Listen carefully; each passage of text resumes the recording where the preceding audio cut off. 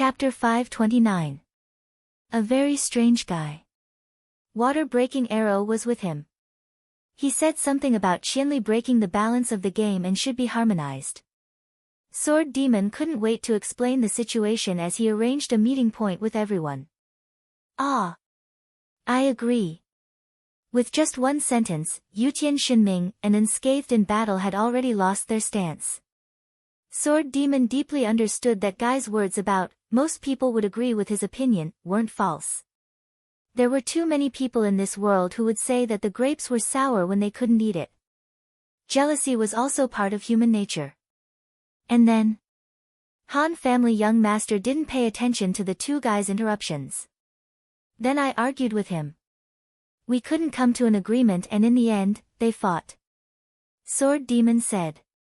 The problem is, if he wants to harmonize with Qianli, he should look for Qianli. Why would he look for you? Han family young master said. He thinks that I've benefited a lot from Qianli's strength.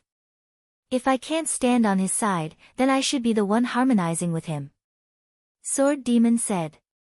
Damn, who is this guy? God has descended on earth? Everyone was shocked. I don't know him. Sword Demon said, he's a level 36 cleric. Cleric? There's no reason for Qianli to offend a cleric. Han family young master was startled. Everyone else knew what this meant. Gu Fei's diligent pursuit would definitely attract a lot of hate, but the cleric profession basically had nothing to do with PK value. Even if Gu Fei wanted tens of thousands of people, there might not be a cleric among them. As for the occasional cleric who died under his sword, most of them happened in a chaotic battle. In this kind of situation, what kind of realm and breadth of mind would be needed to plan this as a personal grudge? I'm also very puzzled, it's inexplicable. Sword Demon said. Look at him saying that he wants to reconcile with Qianli. He even wants to reconcile with the Sword Demon who has benefited from Qianli. Using this kind of banner, it doesn't seem like he has a personal grudge. Brother, you said. You can't speculate with common sense, said the Han family young master. Why? Brother, you asked. According to my preliminary judgment, this person is most likely a psychopath. Han family young master said. Are you serious? Brother, you was speechless. With my intelligence, I think this is the most reasonable explanation. Do you still have any questions? Han family young master said. Speaking of which, if they want to destroy the balance, they should come to me. Why would they come to Qianli? The Han family young master muttered. You can just say this kind of words silently, don't send it to the channel to insult our eyes. Everyone couldn't stand it anymore, and the next result was that they were quickly banned from speaking in the channel. As the leader, the Han family young master had the authority to control the mercenary group's channel. Everyone burst into tears. Unable to send messages, they could only bury their heads and hurry.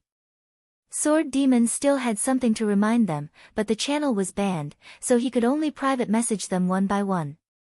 Be careful, they will find me, and maybe they will find you guys too.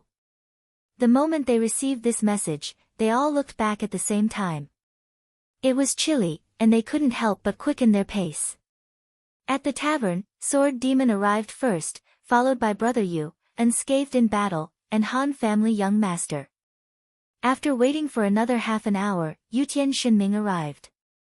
Originally, he was with Unscathed in Battle, but after 2 days, he thought he was already very familiar with Forest Shade City, so he began to act alone.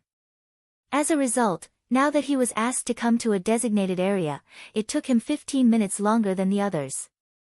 But looking at the way he walked in, it seemed like he had completed an amazing feat, and his face was full of satisfaction. Everyone just arrived, right? Yutian Shinming really thought he came quite fast. Everyone was speechless. Okay, Sword Demon, tell us the situation in detail. Brother, you couldn't wait to prepare his notebook. The situation is that you have been surrounded. Suddenly someone at the table interrupted and answered. The 5 people were shocked and looked around. Sure enough, many players at the table had already stood up and looked at them. After the person at the table took off his mask, Sword Demon immediately recognized him. It's you. The guy sitting at the table of Sword Demon and the others was actually the priest in the woods just now. Cloud City's champion mercenary group doesn't seem to be very efficient. Does it take so long for 5 people to gather? Yi Xiaowu said. The 5 people were a little confused for a moment. How did they get surrounded for no reason? In the mercenary channel, Han family young master sent a message and asked, someone was followed when they came over? Everyone quickly responded. System reply, blocking. Everyone was about to go crazy when Han family young master said again, the ban has been lifted. I believe this Sword Demon has roughly told you what happened. We came here to confirm your attitude towards Qianli's drunkenness that broke the balance, Yi Xiaowu said. What's the situation? Everyone was discussing nervously in the channel.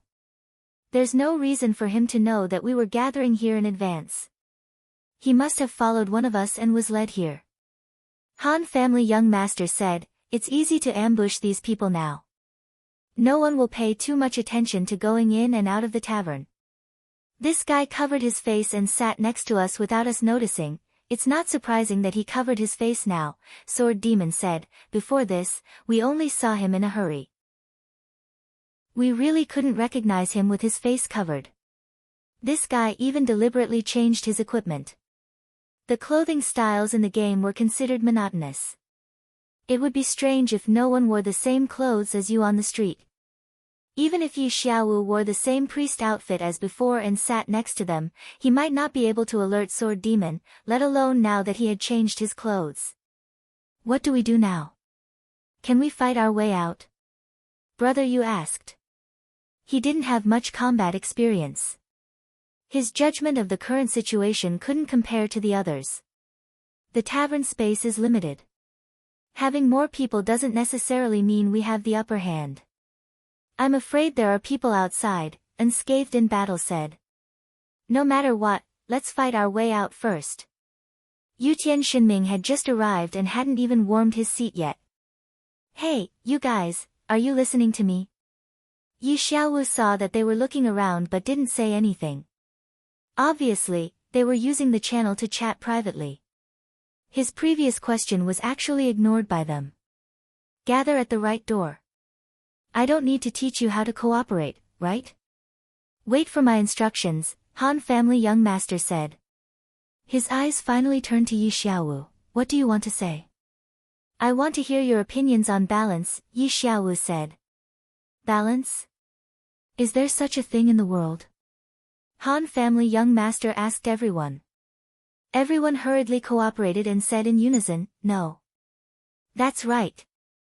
Han family young master looked back at Yi Xiaowu. I'm so handsome and you're so ugly. Tell me where the balance is. Brother Yu and the other 2 wiped their sweat while peeking at Sword Demon. So, Sword Demon wouldn't mind? After all, Sword Demon's ugliness was also a very sensitive fact. Although the cleric in front of them wasn't gorgeous, he wasn't ugly either. It sounded like Han family young master was targeting Sword Demon.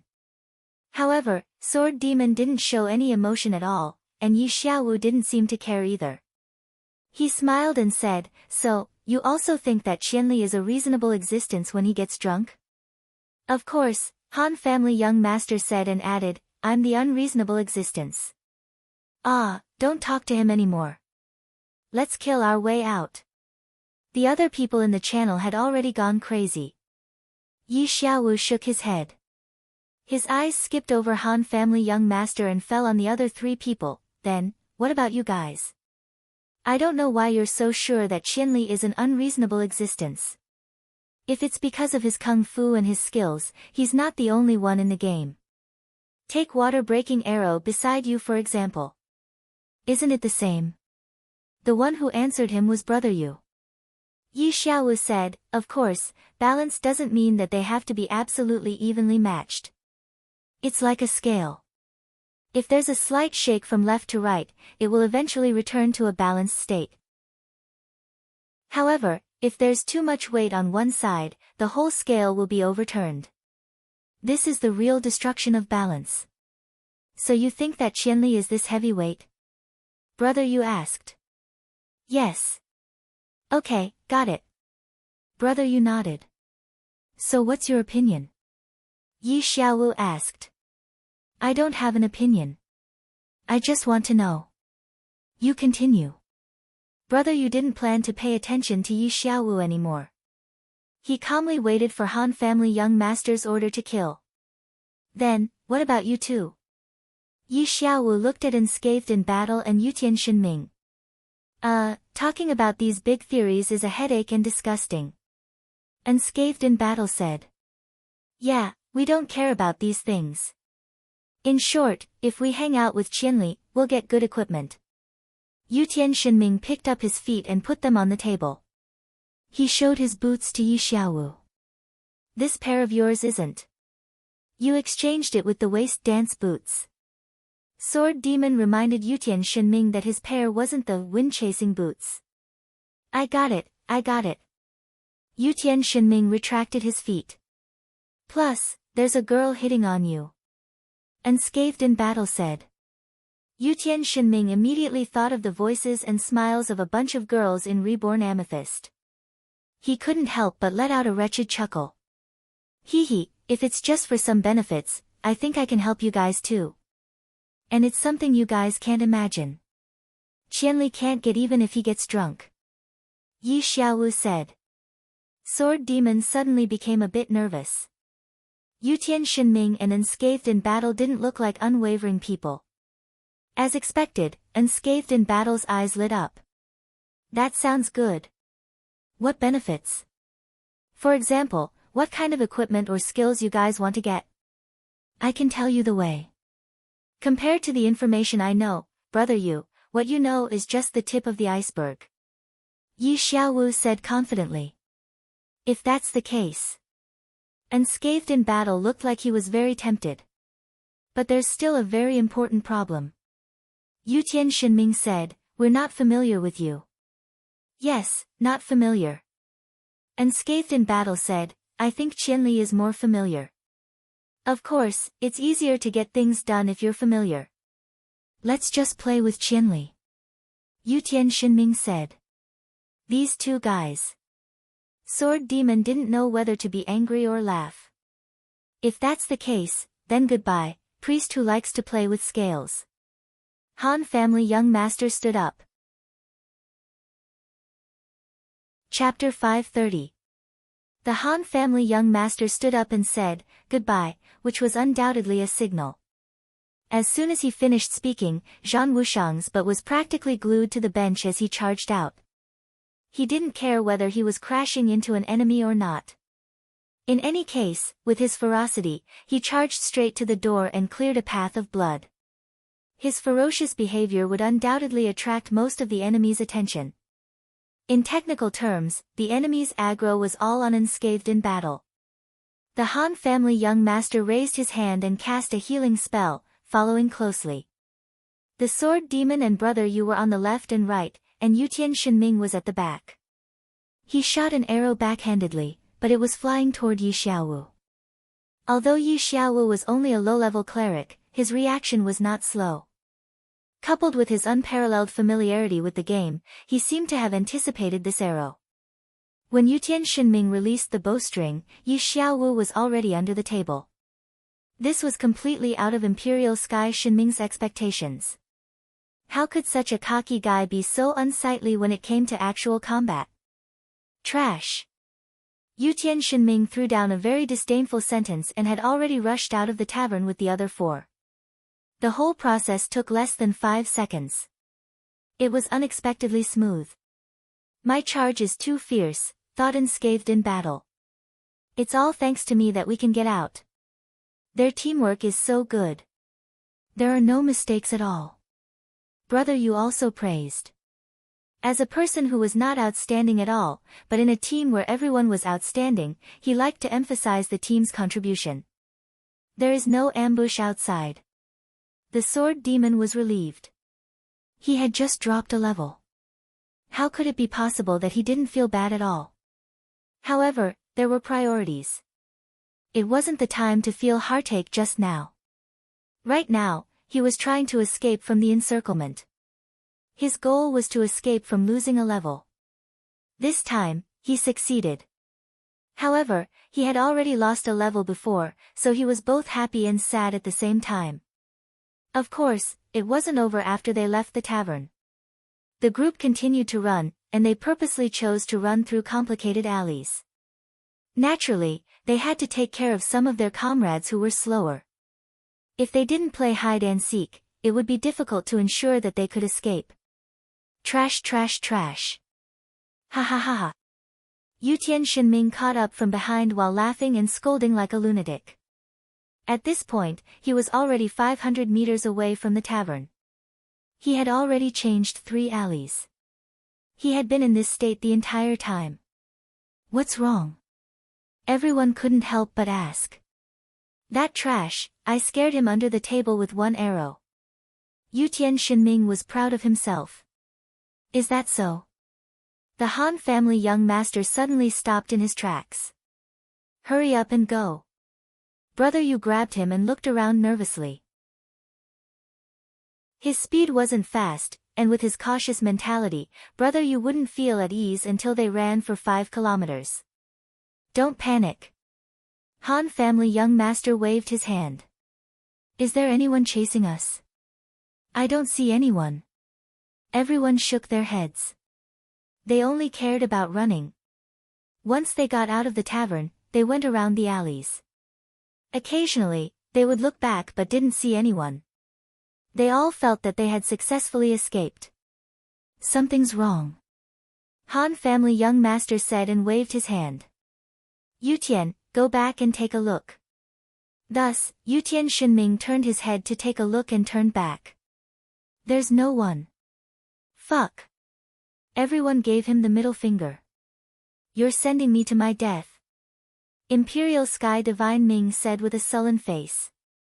Although they were usually called experts, only experts like Gu Fei could fight a group alone. They were all experts, but Gu Fei was an extraterrestrial and belonged to the Scions. Yutian Shinming thought that he was an earthling and didn't want to be compared with the Scions. Isn't this breakthrough a little too easy? The Han family young master said. It's all thanks to my charge. Amazing. Unscathed in battle gave himself a thumbs up. Good teamwork. Brother Yu also praised. There's no ambush outside the door. Sword Demon said. Boss was intimidated by me. Yutian Shinming said. The 4 finally said what they were holding back in their hearts. Han family young master gave them the middle finger in disdain. Could it be that you think they're going easy on us? Brother Yu said. Thinking of that guy's godlike bragging, he doesn't look like someone who would hide under the table. Han family young master said. What else can I do? My peerless arrow. Yutian Shinming boasted again, but his words were reasonable.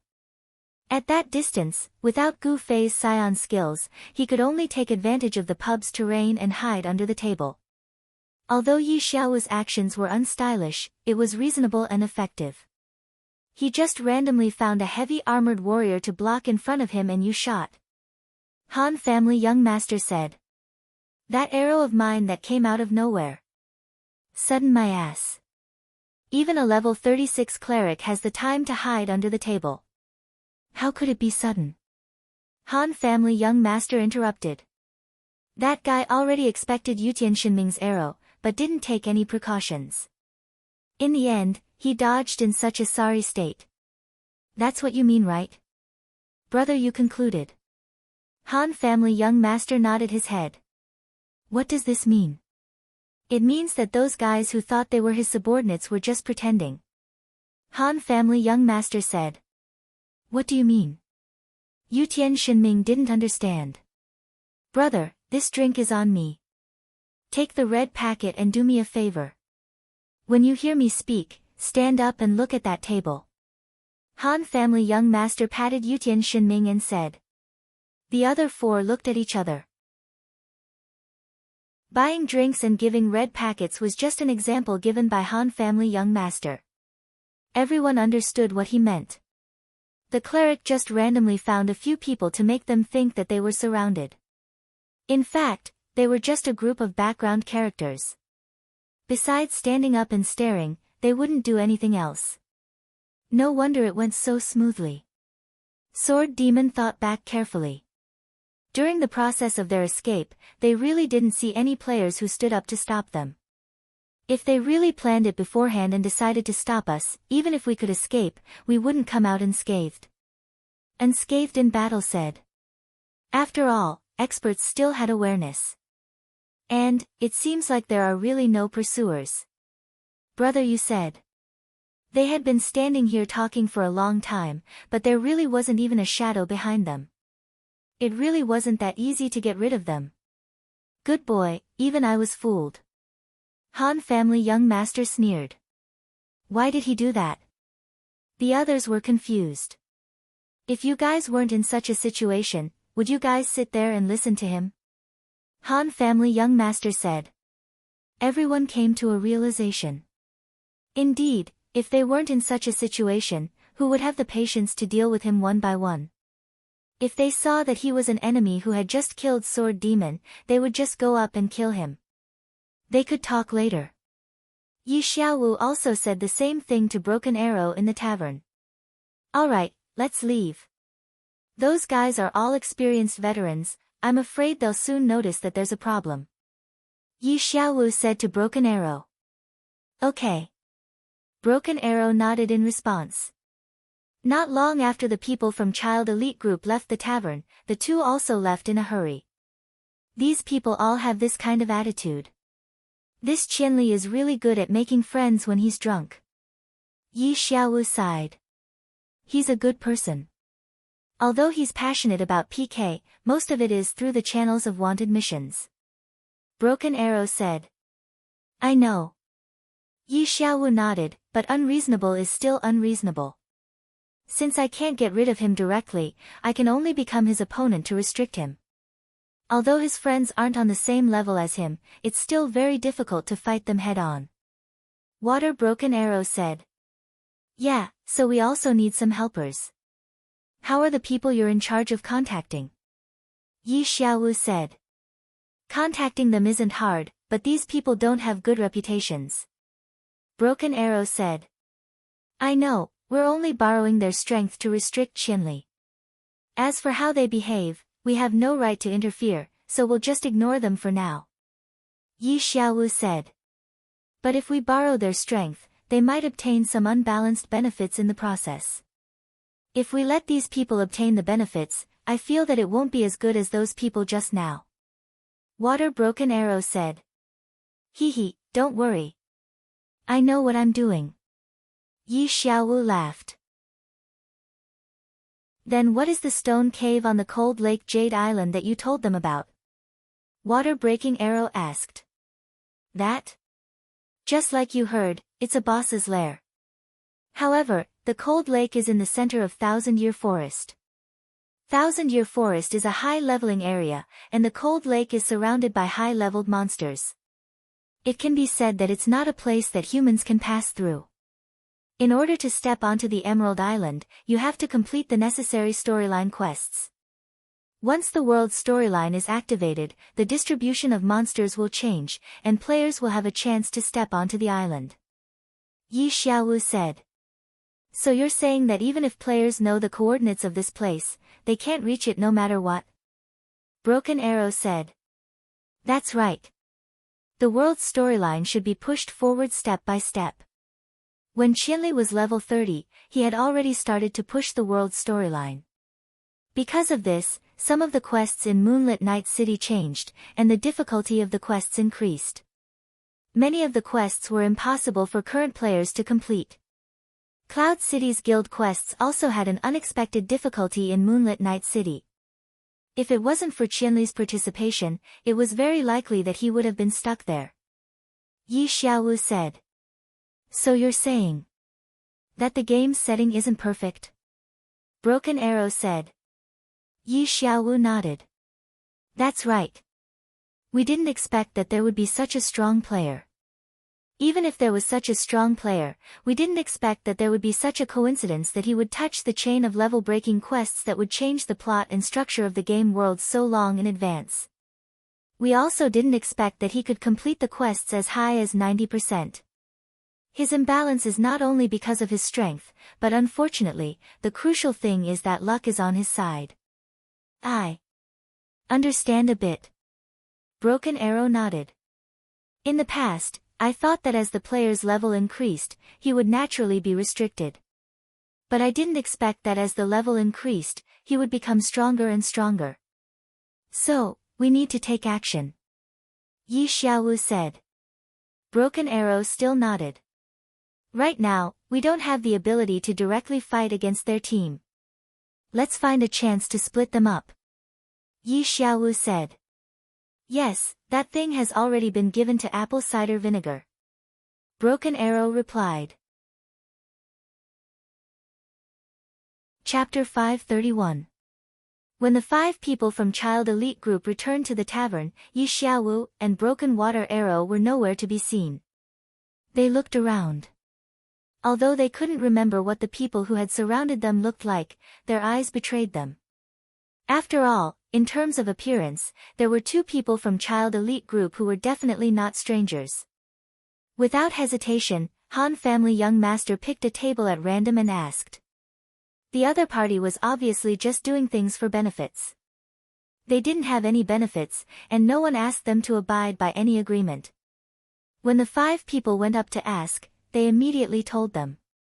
Just as Han Family Young Master expected, these people were all found by the cleric on the street.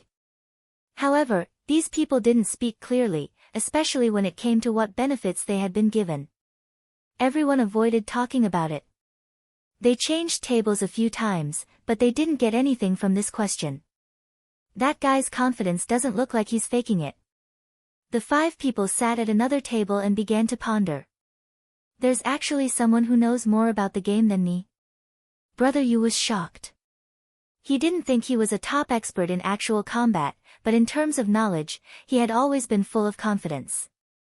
This confidence wasn't arrogance. Even if you randomly pulled a player from the street, as long as they had some experience in the game and said Brother Yu's name, they wouldn't doubt Brother Yu in this aspect. At most, they would laugh at his hobby. But today, there was such a person who said that what Brother Yu knew was just the tip of the iceberg, and he said it so confidently. The damage Brother Yu suffered wasn't any lighter than Sword Demon's loss of level. It was considered an internal injury. Seeing how these people are hiding and refusing to say anything, I'm afraid that the benefits given to them aren't easy to obtain. Sword Demon said, at least it's not alcohol or money. He made a similar promise to us. He didn't want us to stand on Qianli's side. Unscathed in Battle said. He also talked about balance again and again. Although players are concerned about this, his attitude and tone. Yutian Shinming also said. They were all people who had seen the world. The 5 of them looked at each other and said in unison, people from the game company? If it's someone from the game company, he can completely meet all of the above conditions. Sword Demon nodded. Brother Yu also let out a long sigh. If the other party was an internal member of the gaming company, then what he knew was only the tip of the iceberg. The parallel world was a very despicable game.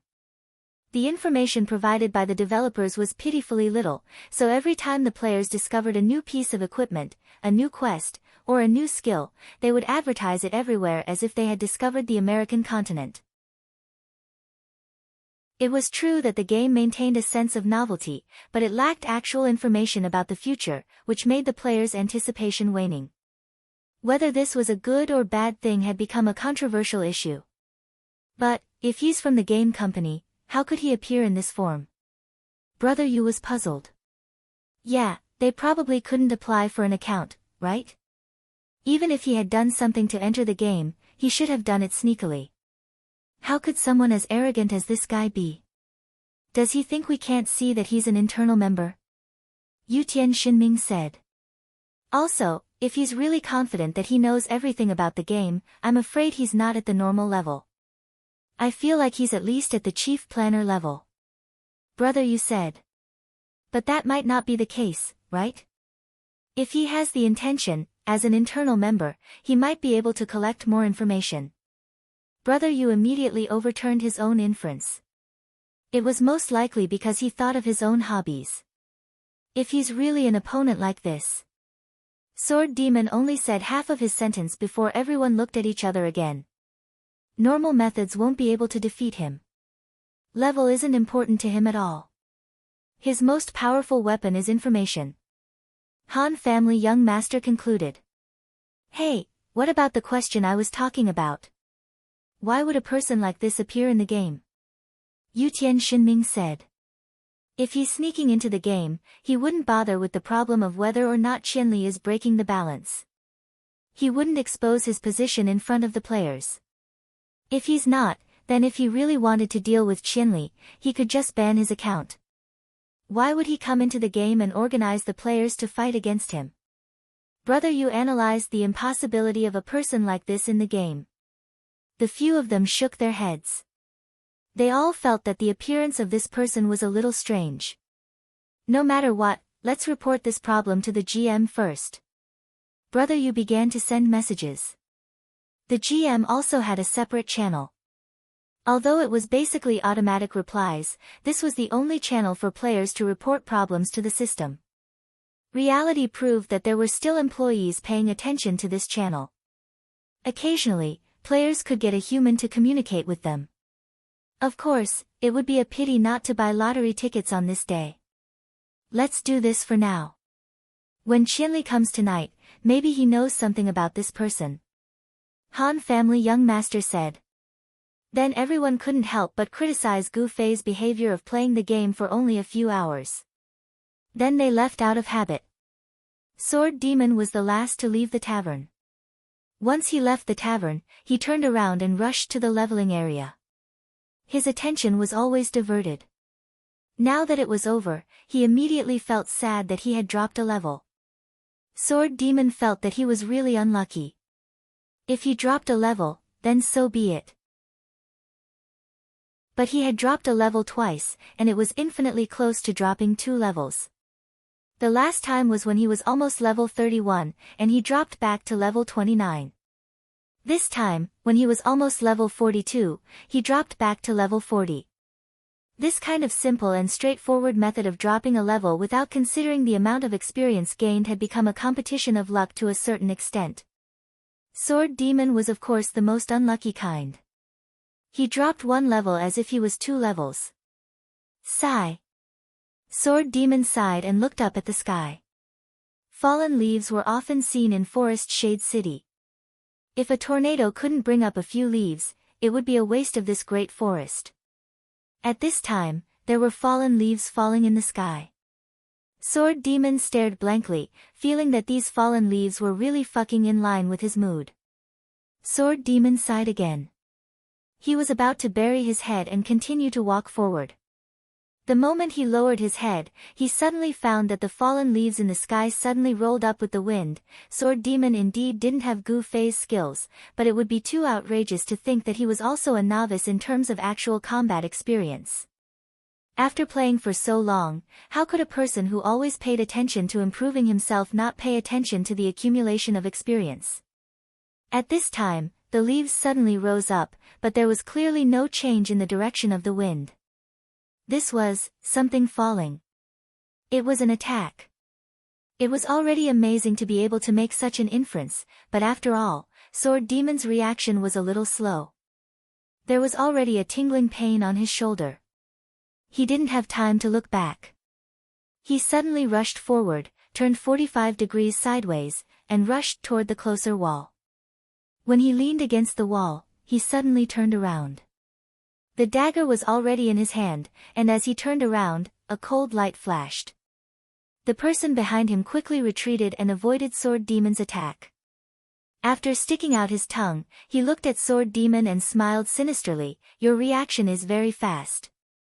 Who are you? Sword Demon had already guessed the origin of the other party. In this strange place, the person who suddenly attacked him was most likely the priest's accomplice. Hee. Haven't we already met once before?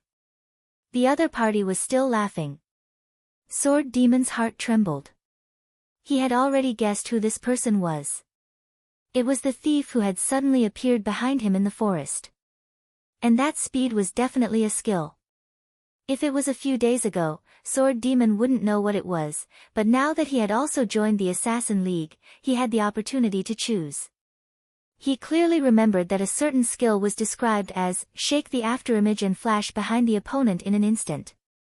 At the same time, Sword Demon also thought of someone who knew this skill that Gu Fei had mentioned. Apple cider vinegar? Asked Sword Demon. The other party nodded, and his expression began to become gloomy. He stared at Sword Demon like he was staring at prey. A guy who had PK more than 1,600 players, his rich PK experience was needless to say. Such an opponent couldn't be careless at all. Sword Demon's mind was also highly focused. Although he knew that it hadn't been long since he left the tavern, and his companions might be nearby, he had no intention of calling for help. Although the opponent's sneak attack gave him a bit of an advantage, the opponent didn't bring any help. After all, this was just a one-on-one fight. Sword Demon's pride didn't allow him to call for help in such a situation. He had always been used to playing the role of someone who was shouted, "Help," not the one who called for help. Should I use Misty Ambush? Misty Ambush's skill was perfectly parked there, waiting for Sword Demon to use it. But just as he had this idea, he found that apple cider vinegar's posture had changed. He lowered his center of gravity, and just like the water-breaking arrow, he was very low, as if he was going to lie on the ground. He also knows the weakness of this skill. Sword Demon saw it. Obviously, the priest who was familiar with the game information had revealed this information to them. This kind of information might need to be summed up after many fights, but now, the other party had obtained it effortlessly. If not, why did they always say that the war of the 21st century was a war of intelligence, but in comparison, the water-breaking arrow was clearly better than apple cider vinegar. Up until now, he was still confident that he could dodge when Sword Demon used his skill, but apple cider vinegar, in order to guard against this skill, had already laid on the ground in advance. He really didn't care about his image at all. But how much better was he? Sword Demon couldn't help but smile bitterly. He didn't know when, but his back had already tightly pressed against the wall behind him. There was no other reason than that he also didn't have the confidence to dodge apple cider vinegar's shadow maneuver. I really envy Qianli and the others' superior reflexes. Sword Demon couldn't help but sigh. Hey, how can you be distracted when facing an enemy? Apple cider vinegar's voice sounded very close, right beside his ear. In his shock, Sword Demon had already been kicked away by apple cider vinegar. This kick didn't cause any damage, but Sword Demon understood that if the other party could kick him, he could naturally stab him. By doing this, it was clear that he didn't care about him at all. You don't even know how to cancel a skill. Apple cider vinegar looked at Sword Demon with disdain. On the eaves of a house in the distance, sharp arrows shone in the sunlight. Chapter 532. The bowstring was released with a twang sound, but the archer's wrist was suddenly lifted by someone.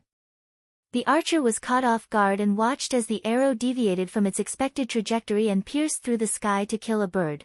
What? Yutian Shinming turned his head in surprise and looked at the Han family young master who had lifted his wrist. No need, Han family young master said calmly. What's wrong, what's wrong? Brother Yuan and Scathed in Battle were anxious.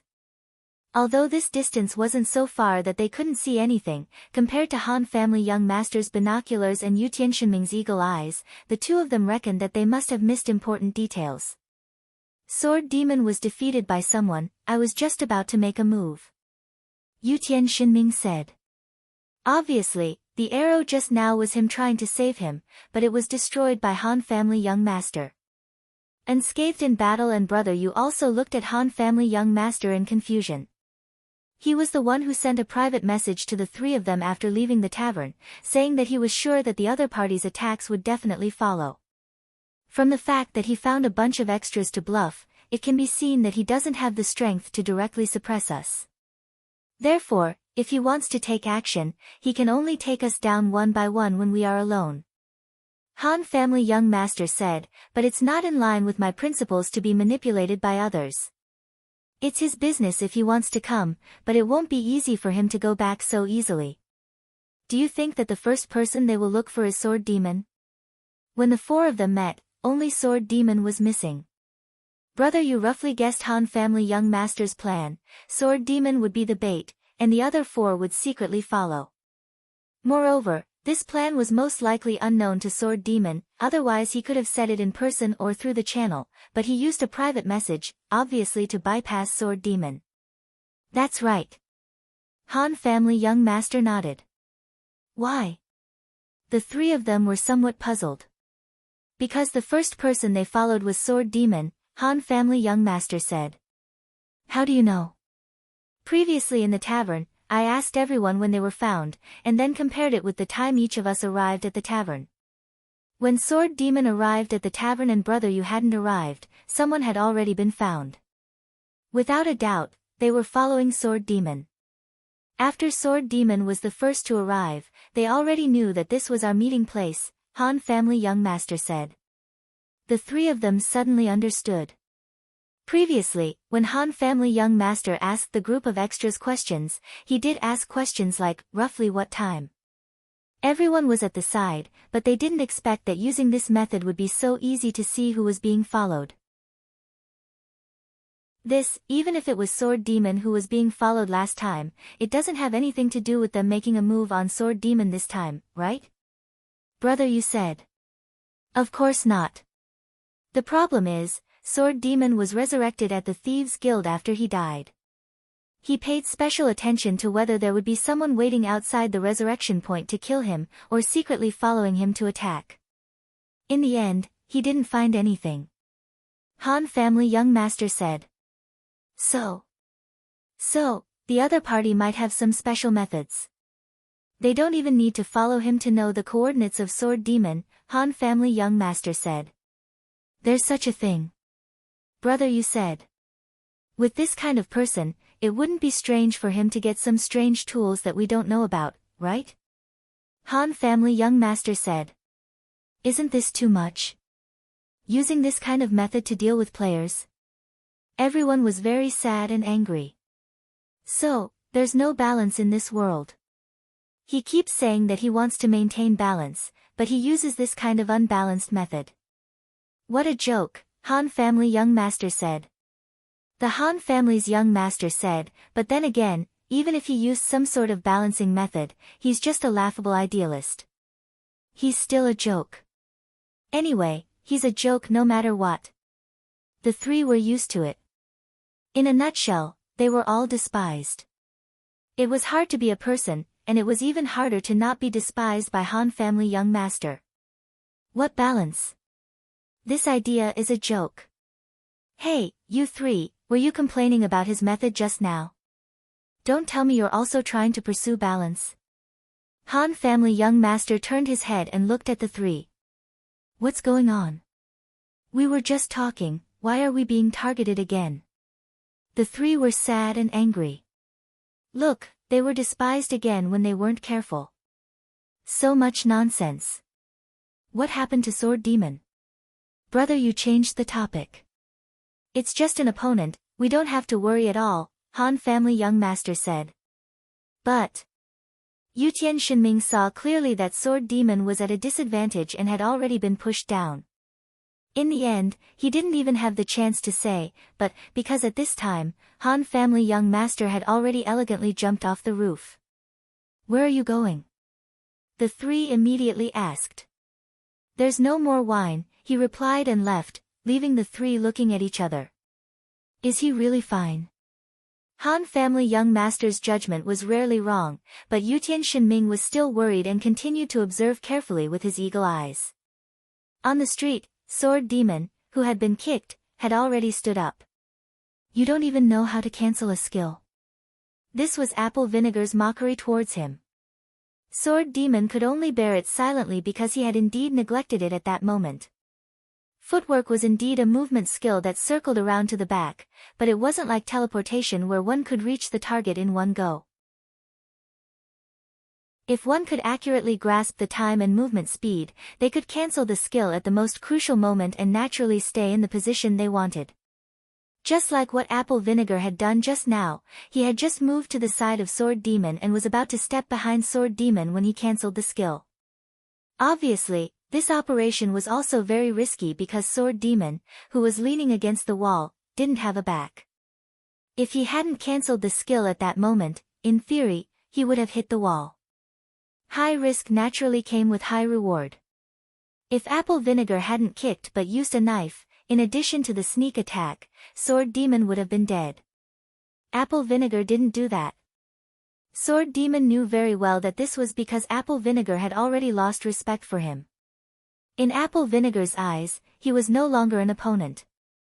He was just a melon that could be casually dealt with a few cuts and kicks. Had he fallen to such a state? Why did he always have to be bored and envious of Qianli and the others' skills? He didn't have that kind of abnormal skills, but he should have his own way of fighting. Even if he was defeated and his level dropped, he could never lose the opponent's respect for him. Sword Demon took a deep breath and straightened his body. This time, he wasn't in a hurry to stick his back to the wall. "Don't be so careless," Apple Vinegar said. "My footwork can be used twice in a row. Do you think it's already on cooldown after just using it? It's not good for you to stand like this, right? My Misty Strike hasn't been used yet. It's also not on cooldown," Sword Demon said. Apple Vinegar's expression changed slightly. He didn't say anything else and immediately lowered his center of gravity. He actually didn't refute and immediately did it. Sword Demon looked at Apple Vinegar's actions. This at least gave him one piece of information: if he really used Misty Strike when Apple Vinegar was defenseless, he definitely wouldn't be able to avoid it. Apple Vinegar was very sure of this, so he had no choice but to use this posture. He knew that this posture was very ugly, so he wouldn't keep wasting time with him like this. He would make his move as soon as possible. A figure flashed. He moved. This thought flashed through Sword Demon's mind, but he didn't have the slightest intention of catching Apple Vinegar's figure. He only did one thing: he quickly stretched out his arms and quickly squatted down. His left arm was hit. Sword Demon had already expected this. He didn't dodge or retreat at all. Instead, he swung his arm forward with all his might, and his right hand chased after him with all his might and slashed fiercely. A figure fell to the ground beside him with a shocked and incredulous expression on his face. Sword Demon wasn't prepared to give him a chance to stand up again. He waved his left hand and stabbed down with his dagger. Then, he turned around and slashed with his right hand. There was no skill, no elegant posture. A person who was already lying on the ground. Sword Demon alternated his left and right hands against his back, slashing again and again. He suddenly felt that what he was doing was really cruel and perverted.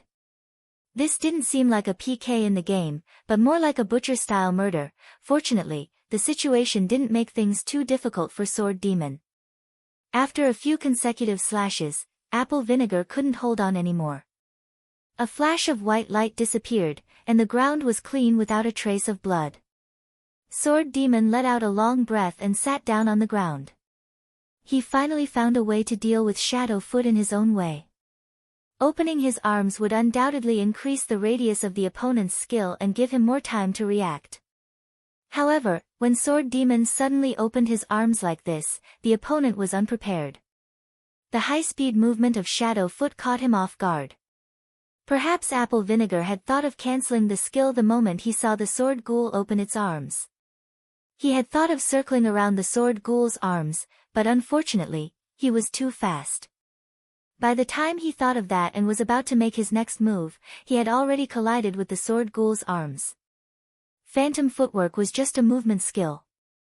It wasn't a charge or a foggy ambush, so it didn't have much destructive power. For the Sword Demon, who was already prepared, it was only natural for him to trip him. But it was still close. Sword Demon thought. If the distance between them was a little further, with Apple Vinegar's proficient control skills, he might have had time to cancel or circle around it. If the distance between them was a little closer, Apple Vinegar might have circled behind him when he opened his arms. Then, the one who turned into white light and disappeared would be him.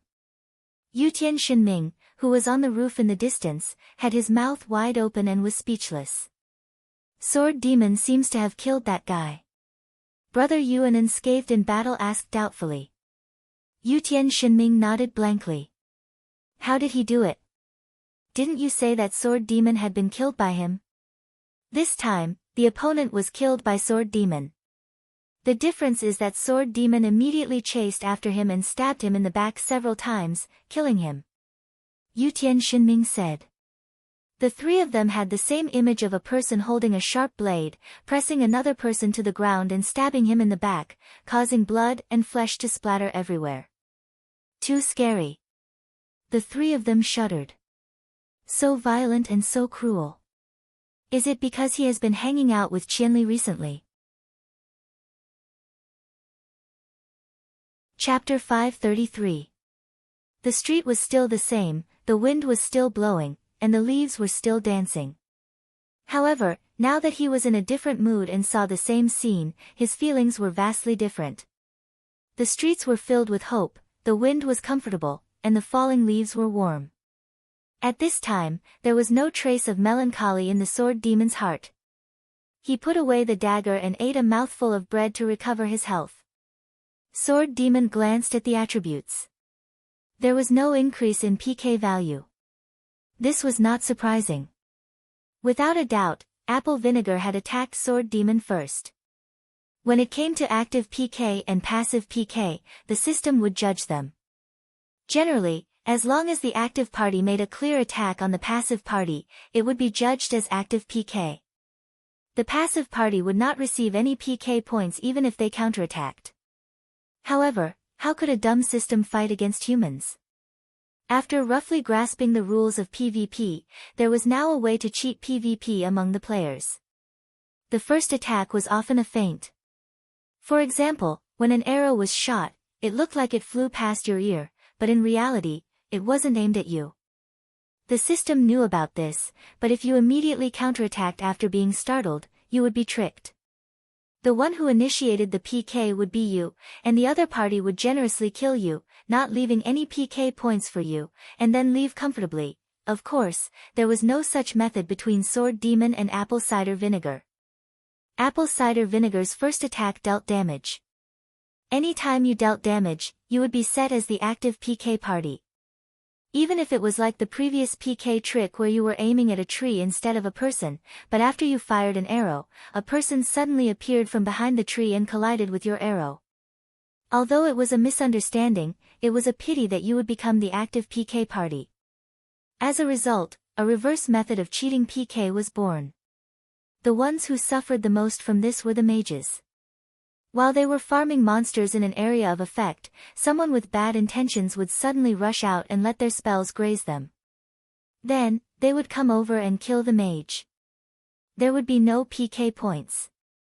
Thus, cheating PK in this way, cheating PK in that way, cheating PK in this way, cheating PK in this way, cheating PK in this way, cheating PK in this way, cheating PK in this way, cheating PK in this way, cheating PK in this way, cheating PK in this way, cheating PK in this way, cheating PK in this way, and cheating PK in this way. Sword Demon couldn't help but think of this again from the fact that his counterattack didn't get any PK points. However, Sword Demon was not interested in this kind of wretched strategy that avoided PK value, and he did not use it often. However, he knew that Unscathed in Battle and Yutian Shenming in the elite squad were experts in this field. The two of them would sometimes discuss and exchange their experiences, either beside him or in the channel, and Sword Demon had learned a lot from them. Apple Vinegar's sudden sneak attack was nothing more than a small embellishment. After playing the game for so long, he had experienced all kinds of sneak attacks. This time, it was nothing more than a coincidence. Sword Demon didn't take it to heart at all. After eating the bread and recovering, he continued to stride into the forest. Of course, he did not forget to remind everyone in the channel that the enemy could launch a sneak attack at any time. Everyone, be careful. The three on the rooftop of the street saw that Sword Demon had killed Apple Vinegar and left safely. They also jumped down from the rooftop with relief. Before they could take 2 steps, they received a message from the Han family young master. It was just one word, come. When the 3 of them received the message, their faces were filled with doubt. After looking at each other, they saw the same doubt on each other's faces. They knew that the other party had also received the mysterious word, come. Immediately after, the 3 of them received the coordinates at the same time and walked away together. Unscathed in battle laughed loudly. Brother Yu sighed and grabbed Yutian Shinming, who was running in the opposite direction. Yutian, this way. I know. We can go around it from this side. As if everyone didn't know that he had a bad sense of direction, he still wanted to argue. Brother Yu shook his head. Ignore him, let him go around, said Unscathed in battle. After all, Yutian Shinming was timid. He turned around and changed his words. It's the same if I go with you guys. When they arrived at the place that Han family young master mentioned, they didn't see any trace of him. Just as they were about to ask, their vision darkened. A figure blocked the sunlight above their heads. Han family young master stood on the roof and looked down at the 3 of them. The young master of the Han clan always looked at people with a hint of disdain. In addition to this angle, the 3 of them instantly felt even more uncomfortable. However, this room was even higher than the previous one. The 3 of them looked left and right but couldn't find a place to step on. The young master of the Han clan pointed 300 meters away. Over there. Damn, why didn't you say so earlier? The 3 of them climbed up the wall and stood beside Han family young master. Their position was higher and they had a better view. Han family young master raised his binoculars again. He seemed to be chasing after something. The 3 of them looked at the direction he pointed with the binoculars. They looked and looked until Han family young master suddenly said, "You guys don't have binoculars. What are you looking at? Then why did you call us here?" The 3 of them were going crazy. It's convenient for us to do something later. Han family young master said. Do what? What are you looking at? The 3 of them were anxious to death. Apple cider vinegar. Han family young master answered. The 3 of them widened their eyes. He was the guy who ambushed Sword Demon just now. Han family young master said. How did you know? The 3 of them asked in unison. As soon as they started fighting, Sword Demon immediately leaned his back against the wall. His purpose was obviously to guard against an attack from behind. Although his opponent was a thief who had skills like sap and backstab, he didn't need to use such an exaggerated method to guard against it. Therefore, there's only one explanation. His opponent had skills related to his back. In summary, other than Qianli who can teleport and that apple cider vinegar who has some skills, who else could it be? Han family young master said. Make sure there's enough shadow. Brother Yu always remembered these things very clearly. That's right. That guy did have a very strange high-speed movement skill. Yutian Shinming relied on his eagle eyes. Although it wasn't as sharp as binoculars, he could still see much more clearly than Brother Yu and Unscathed in battle. Han family young master spread his hands, meaning that it was obvious at a glance. It was obvious at a glance, but the 3 of them didn't see it. No one responded because no one wanted to take the initiative to be looked down upon. After a moment of silence, Yutian Shinming changed the topic. But he was still killed by Sword Demon in the end. As expected of Sword Demon. Yutian Shinming praised. That was just an illusion. Han family young master said. Why? The 3 of them didn't understand. He didn't die. Han family young master said.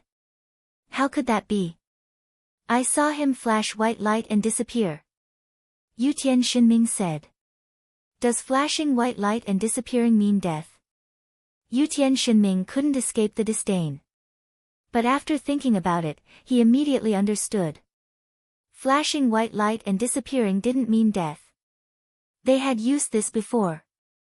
Wind chasing emblem. Brother Yu shouted. That's right. He continued with certainty, apple vinegar has accumulated over 1600 PKs. Even if he didn't get a higher level emblem like Qianli predicted, he might have a level 1 emblem. So he prepared a mission beforehand. If he couldn't defeat Sword Demon, he would use this teleportation function to escape. Yutian Xinming said. Maybe this isn't specifically against Sword Demon. It's just his habit. Using this function of the emblem, he would always have a completed mission on him. That way, if he was in danger, he could immediately use this teleportation function to escape. Brother, you said. That makes sense. Unscathed in battle nodded, PK 1600 never failed. This can be said to be very strong. So there's such a factor in it. Brother, you nodded. The actual number of PKs he fought might be more than that. It's just that when he failed, he always used the emblem to teleport away. So even if he lost, it wouldn't cause him to lose a level.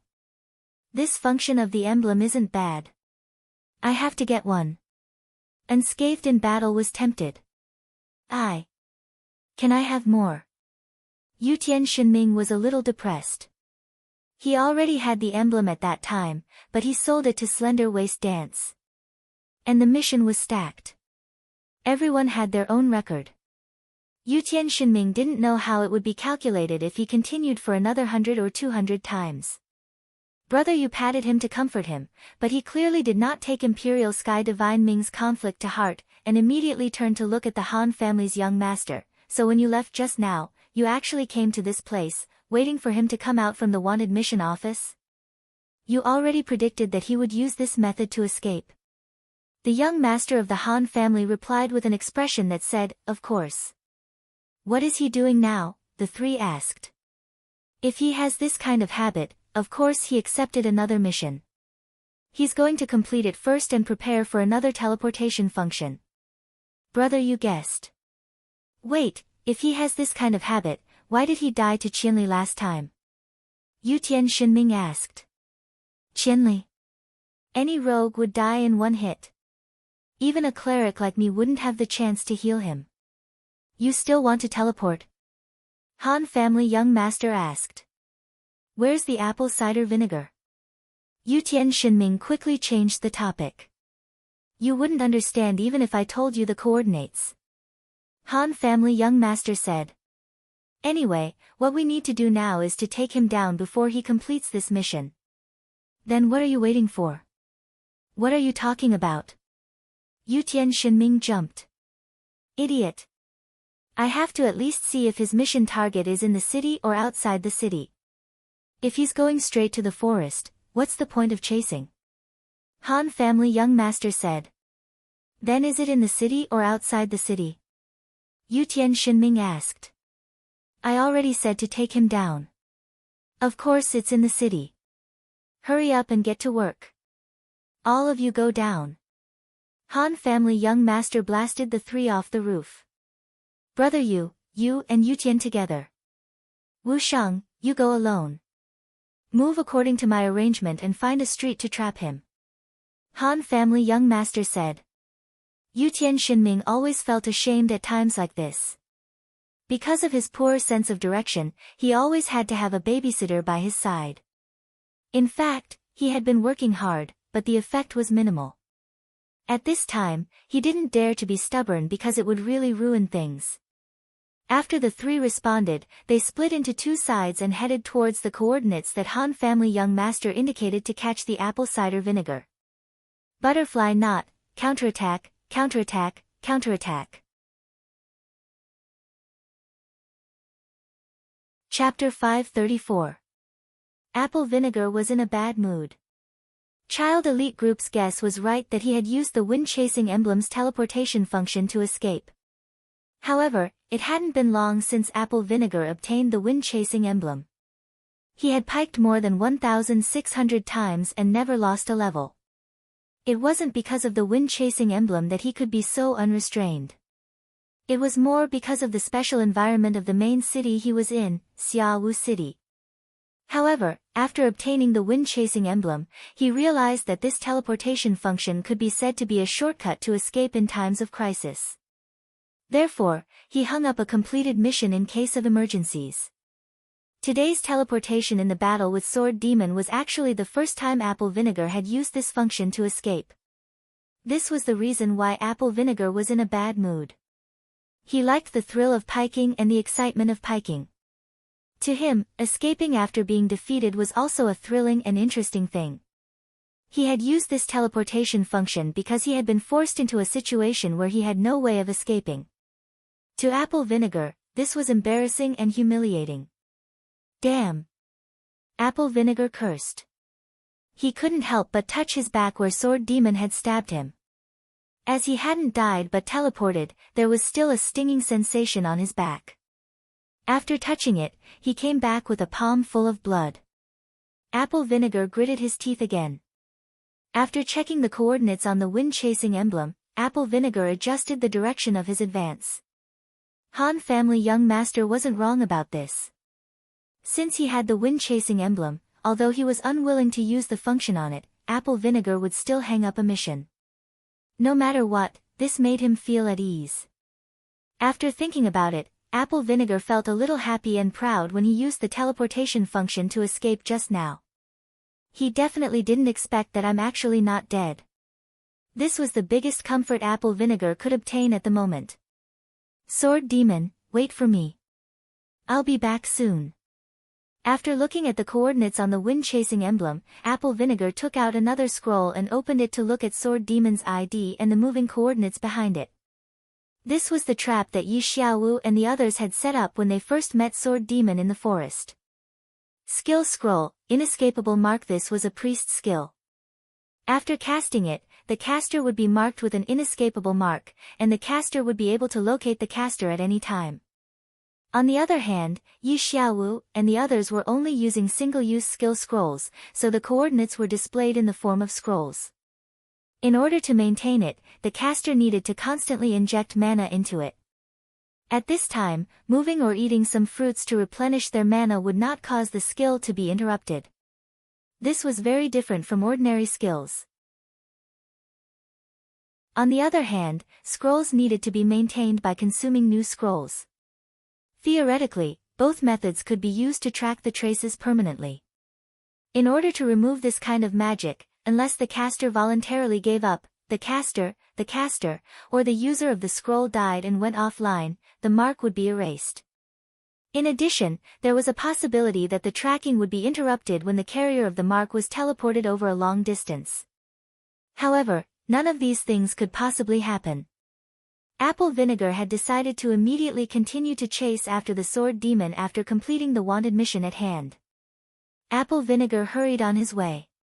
Since Forest Shade City was also a strange place to him, it was a bit troublesome to track the coordinates. He often took detours when rushing to the target. Apple Vinegar chased patiently. After checking the coordinates again and checking his own position, Apple Vinegar was sure that the target was not far ahead. Speeding up, he even saw a guy with a number above his head at the end of the street. Finally found him. Apple Vinegar let out a long breath and took out his dagger from his pocket. Apple Vinegar was familiar with sneak attacks. Even if there was no fog in Forest Shade City, he could find an angle that was hard to detect. Apple Vinegar stared at the other party, moving forward step by step.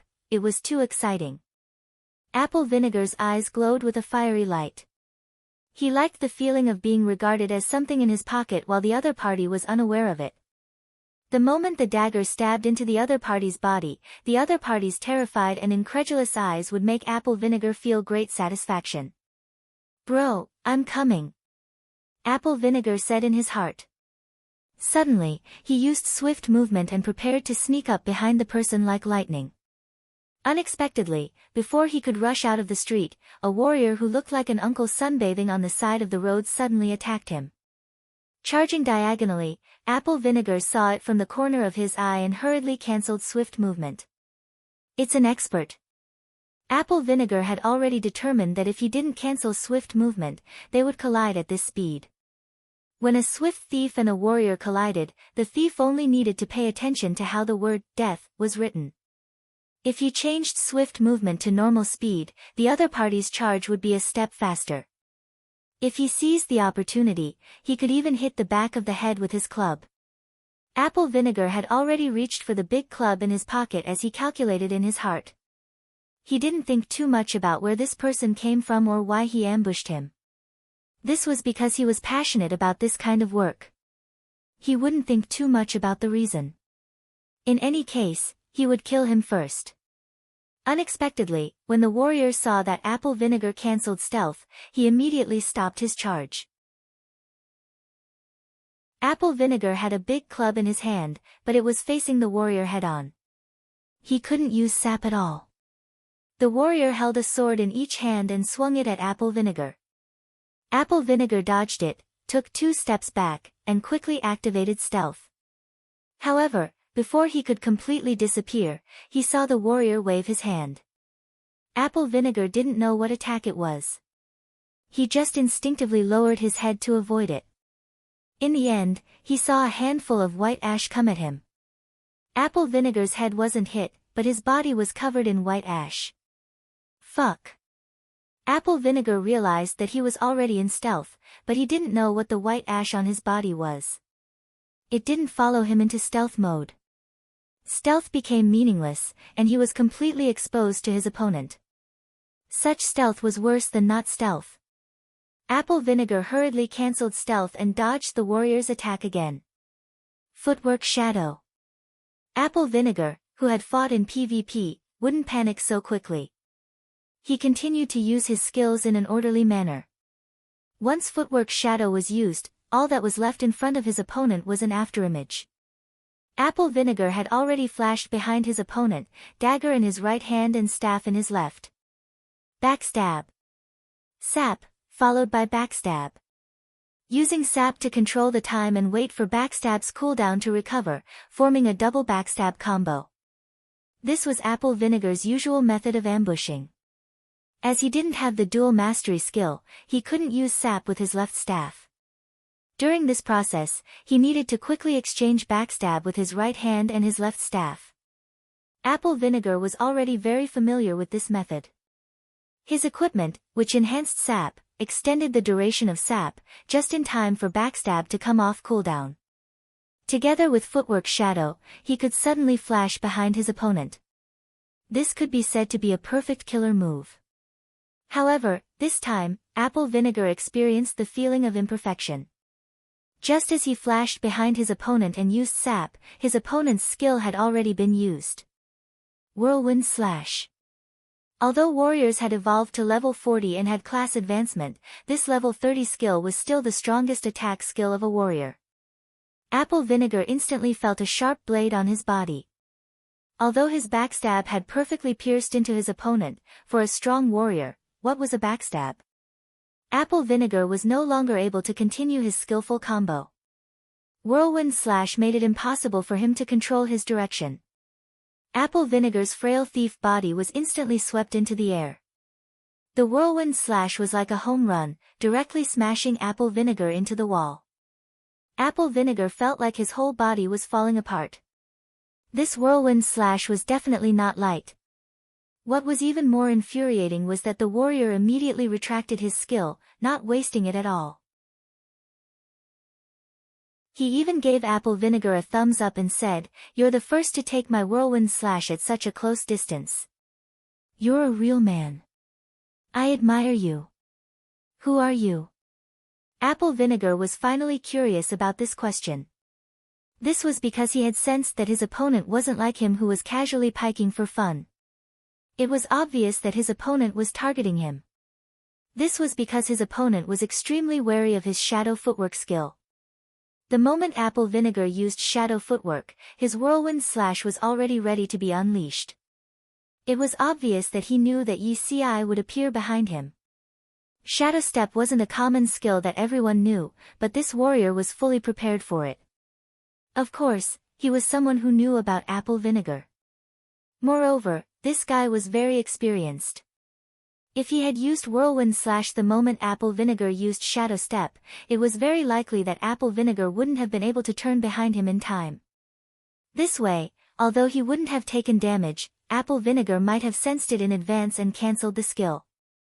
Therefore, he purposely delayed a little. Just like that, he took a backstab from Apple Vinegar, but Apple Vinegar took a full whirlwind slash. At this moment, one was half dead in a corner, while the other was fighting in the middle of the street. Victory and defeat were obvious. Why aren't you flying? I heard that you have a Windchaser emblem. Baiu, you can fly away. Quick, show me. The warrior continued to gloat. Fuck. Apple Vinegar gritted her teeth. She had lost, but why did she lose to such a tasteless guy? Her PvP mainly relied on sneak attacks. It could be said to be despicable, but winning was also a sense of satisfaction. She would never be so arrogant. This guy was really wretched. But, he really knows me well. Apple Vinegar looked at the wretched uncle in front of her and suddenly nodded. You're unscathed in battle from Child Elite Group. Not bad. You've actually heard of Grandpa's name. I have to praise you again. Unscathed in battle nodded in satisfaction. The best warrior in online gaming? Pfft. Apple Vinegar spat fiercely at Unscathed in battle. Butterfly not, there was one time when Butterfly drank too much and still felt terrible the next day. He saw a bottle of apple vinegar on the table and drank it. Then, he felt even worse. That day, a character called Apple Vinegar appeared in the novel.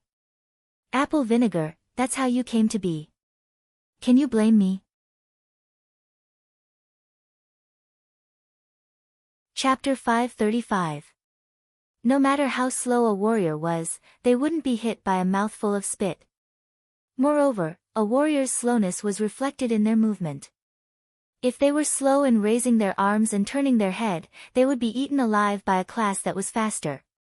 Therefore, for slow classes like warriors and priests, players had a more appropriate description: short legs.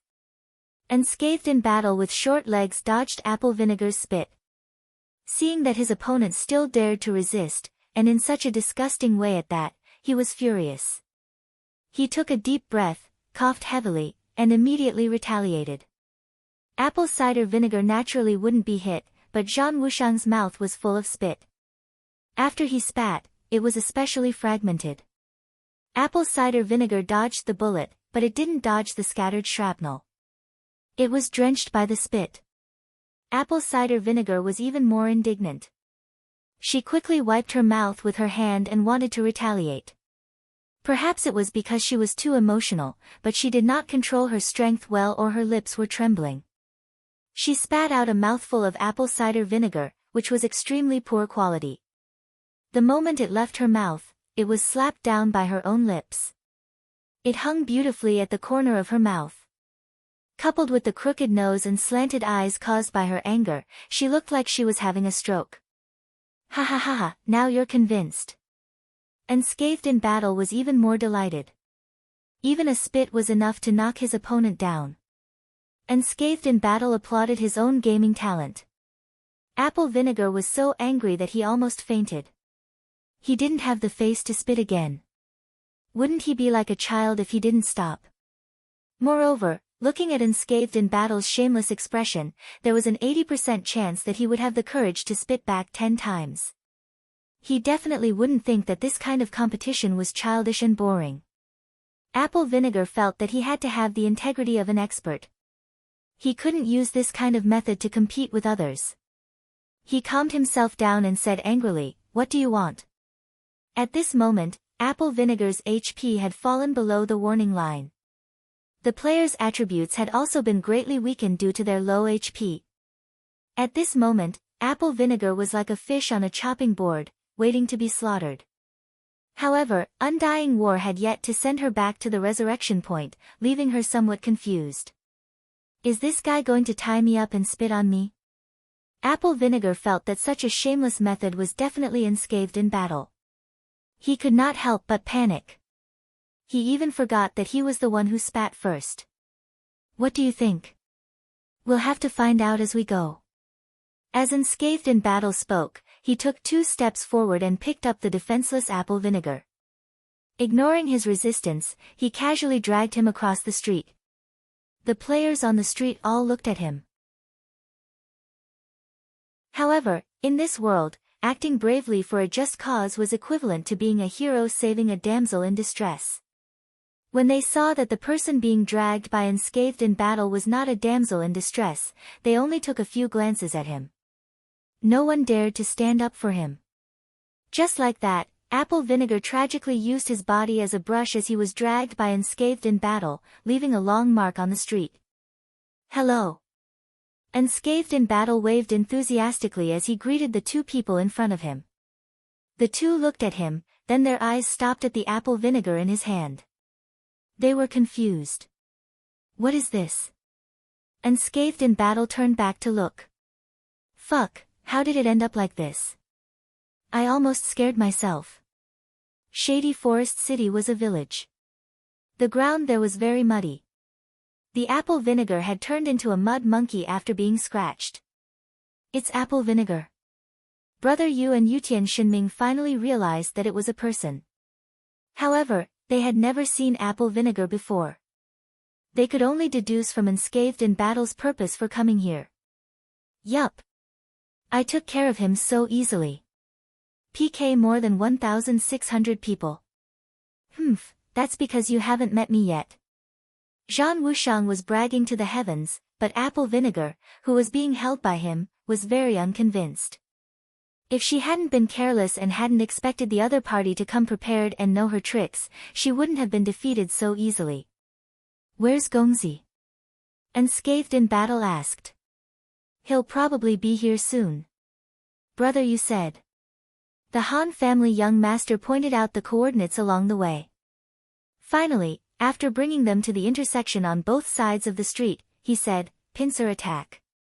He didn't give any other instructions. It was likely that the pincer attack had been completed by then, so he stopped giving instructions. Naturally, they should be heading in this direction. "Let's find a place first," Brother Yu suggested. He didn't have the same thick skin as unscathed in battle.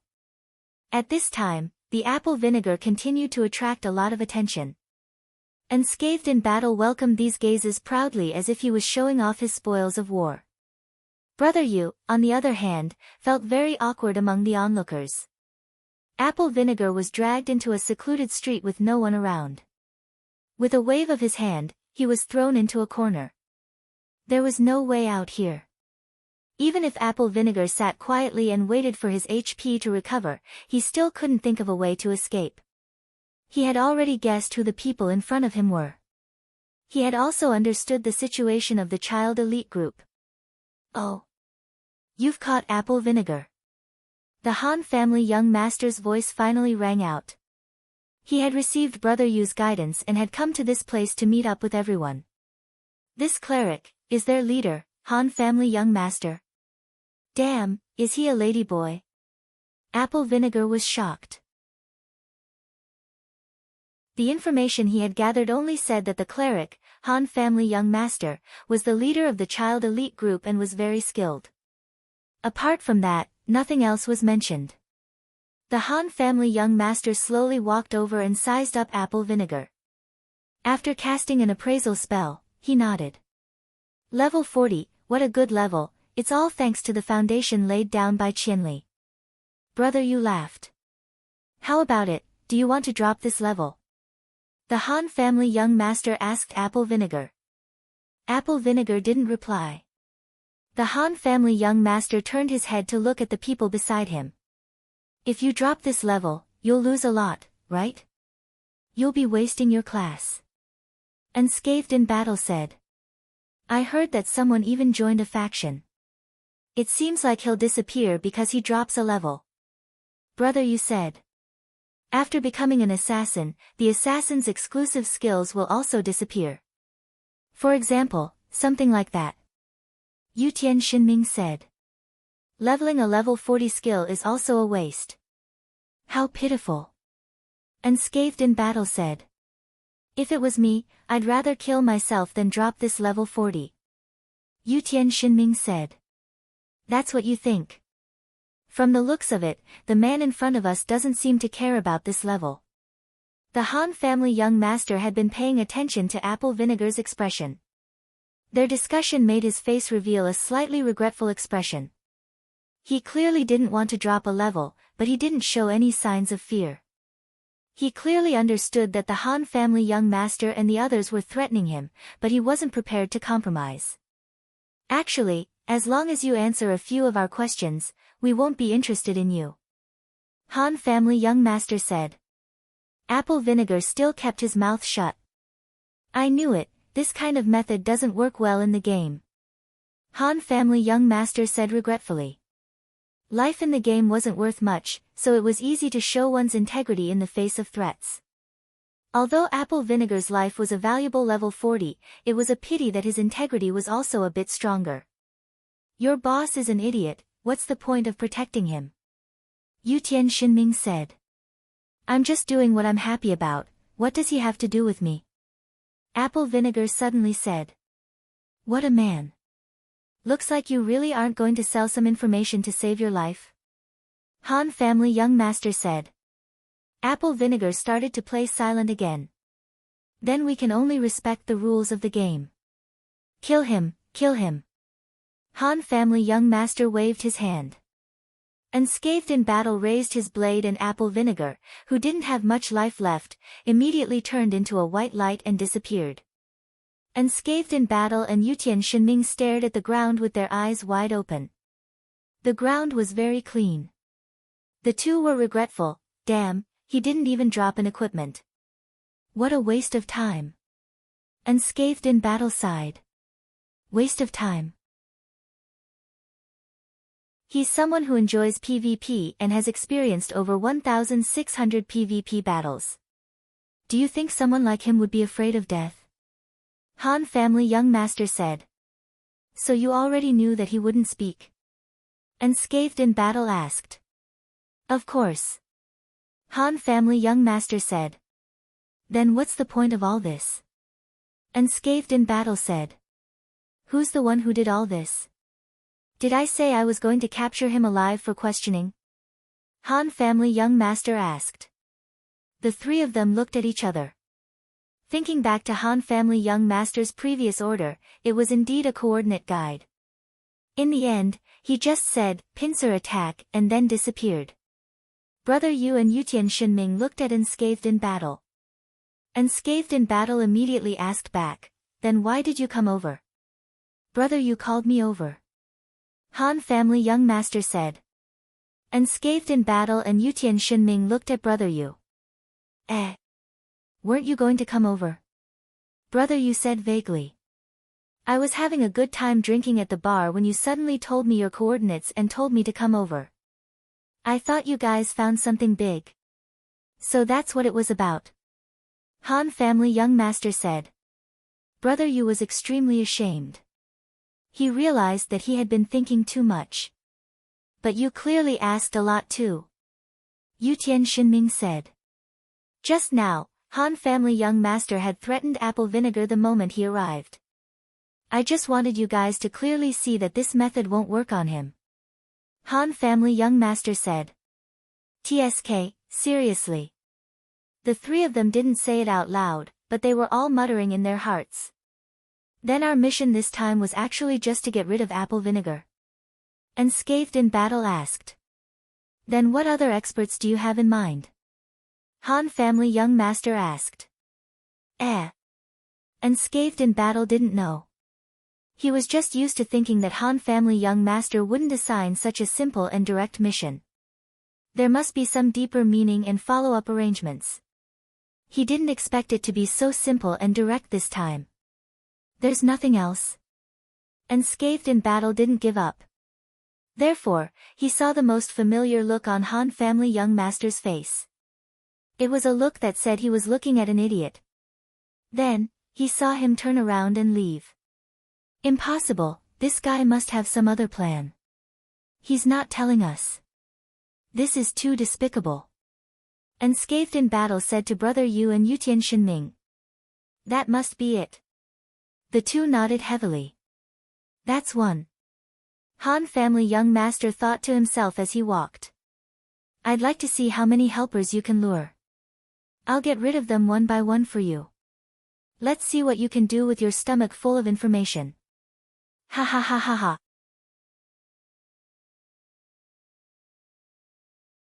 Chapter 536. The loss of Apple Vinegar's death was as terrible as everyone had expected.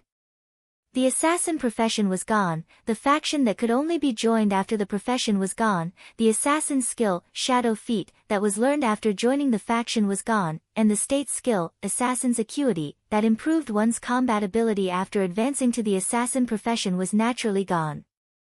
In addition, the dagger in Apple Vinegar's hand also had the skill, shadow feat, but this skill was only for assassins. Apple Vinegar had degenerated into a thief and couldn't use it. Apple Vinegar didn't need to look at or calculate these losses to know that it was in his heart. Walking out of the resurrection point, he was inevitably a little disheartened.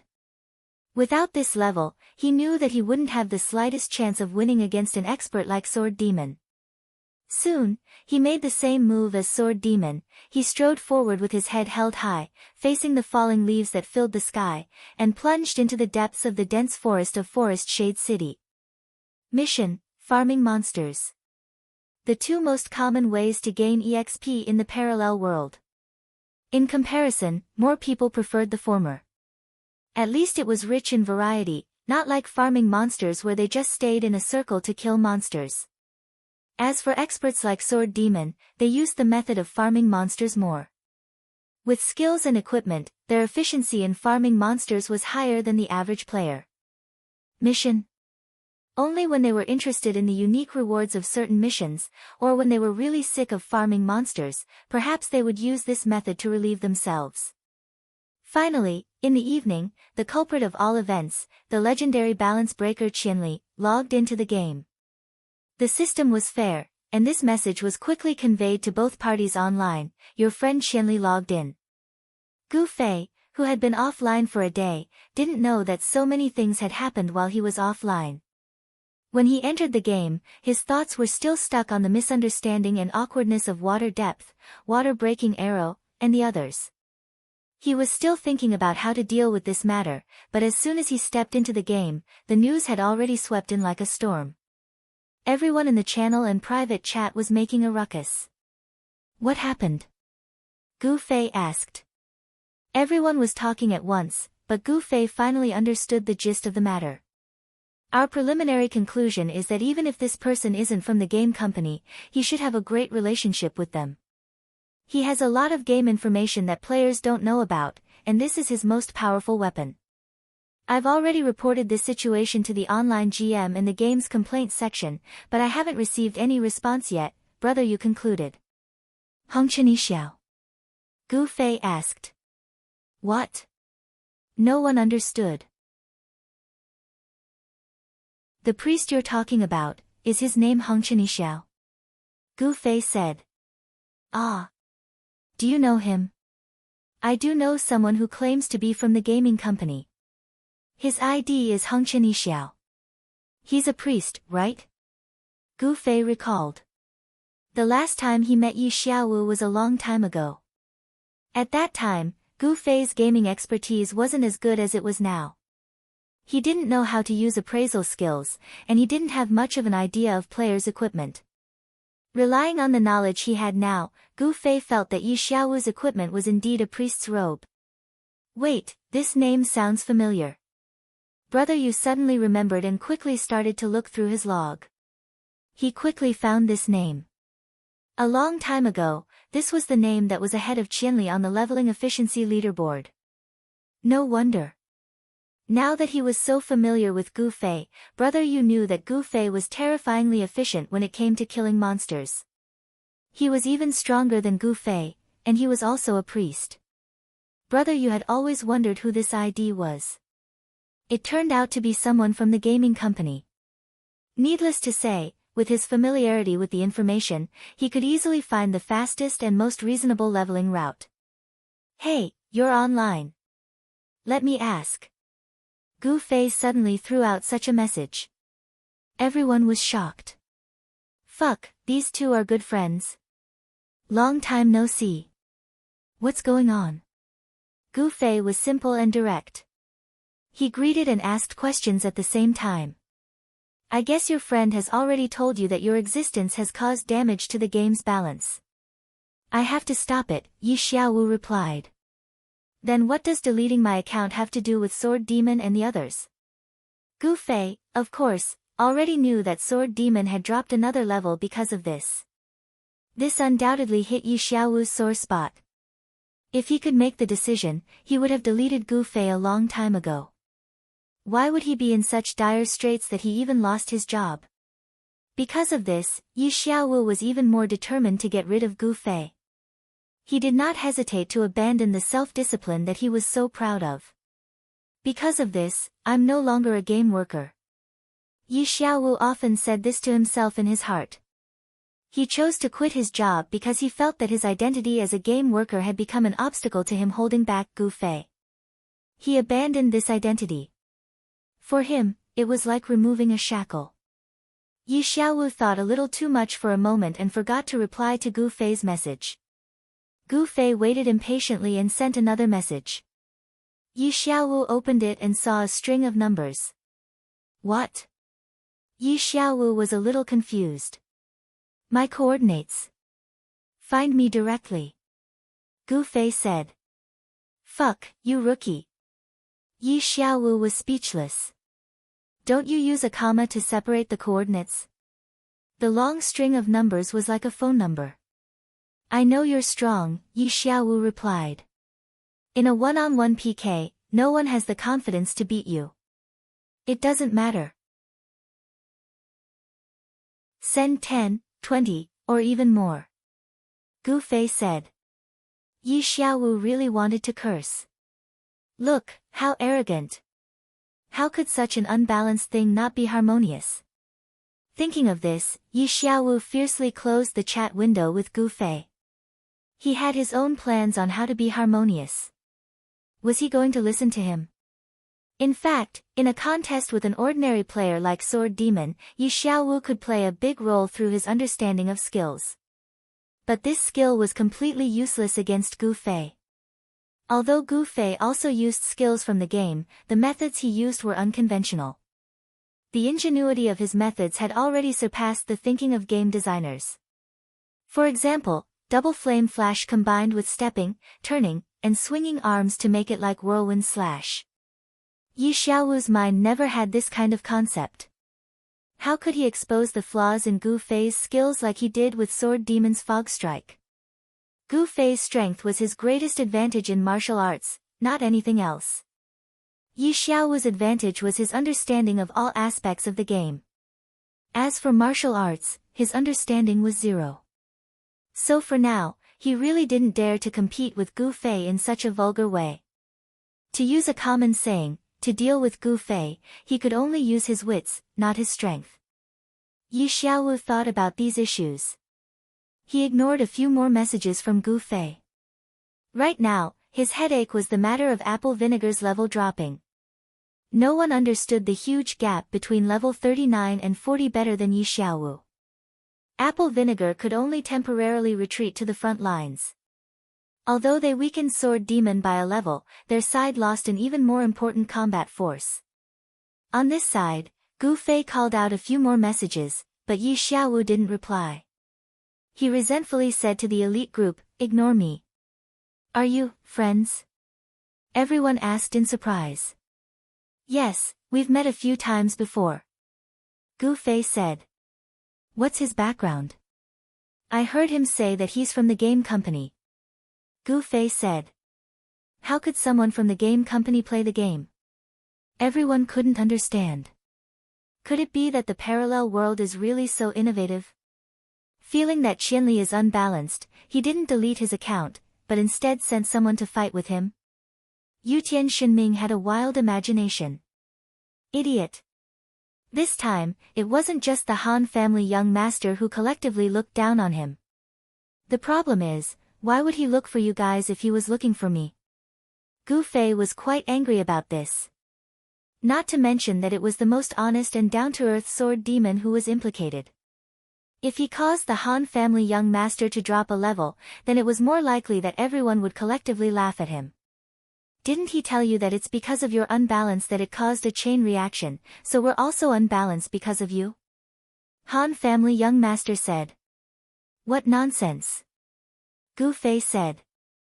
In any case, you have to be careful.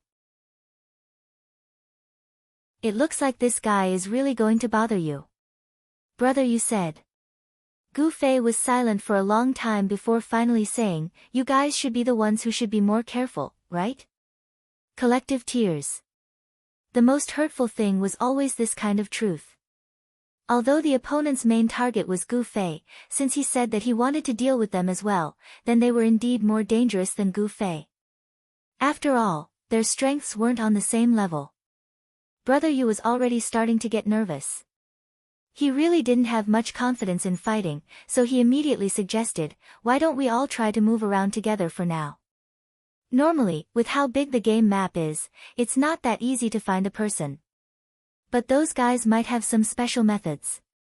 For example, when they were chasing after the sword demon, they must have used some method that we don't know about. This is something we should pay attention to. Han family young master said. Is this the advantage that guy brings? Brother Yu muttered. Where's the sword demon? Why aren't you saying anything? Gu Fei asked. The sword demon hadn't said a word in the channel. He's leveling up. Turn off the message. Han family young master replied. Gu Fei tried to send a private message. Sure enough, the other party's message was turned off. The sword demon was very focused on leveling up. It looked like he was preparing to stand up again in the shortest amount of time. Then, now that we know that guy's name, I'll go and clearly file a complaint against him. Brother, you said. I'm afraid it won't be of much use. That guy couldn't have thought of this. He's still so open about it. It looks like he's not afraid. Han family young master said. Then what do we do? Brother, you asked. You can continue to try. If you succeed, then we'll be happy. If not, then we'll have to spend a bit of effort to take care of them one by one. At present, the apple cider vinegar has been taken care of. The only known helper around him is that water-breaking arrow. Han family young master said. On the other side, Yi Xiaowu finally received a message from water-breaking arrow. I've basically contacted all the people I wanted to contact. Well, it's the same here. Yi Xiaowu responded.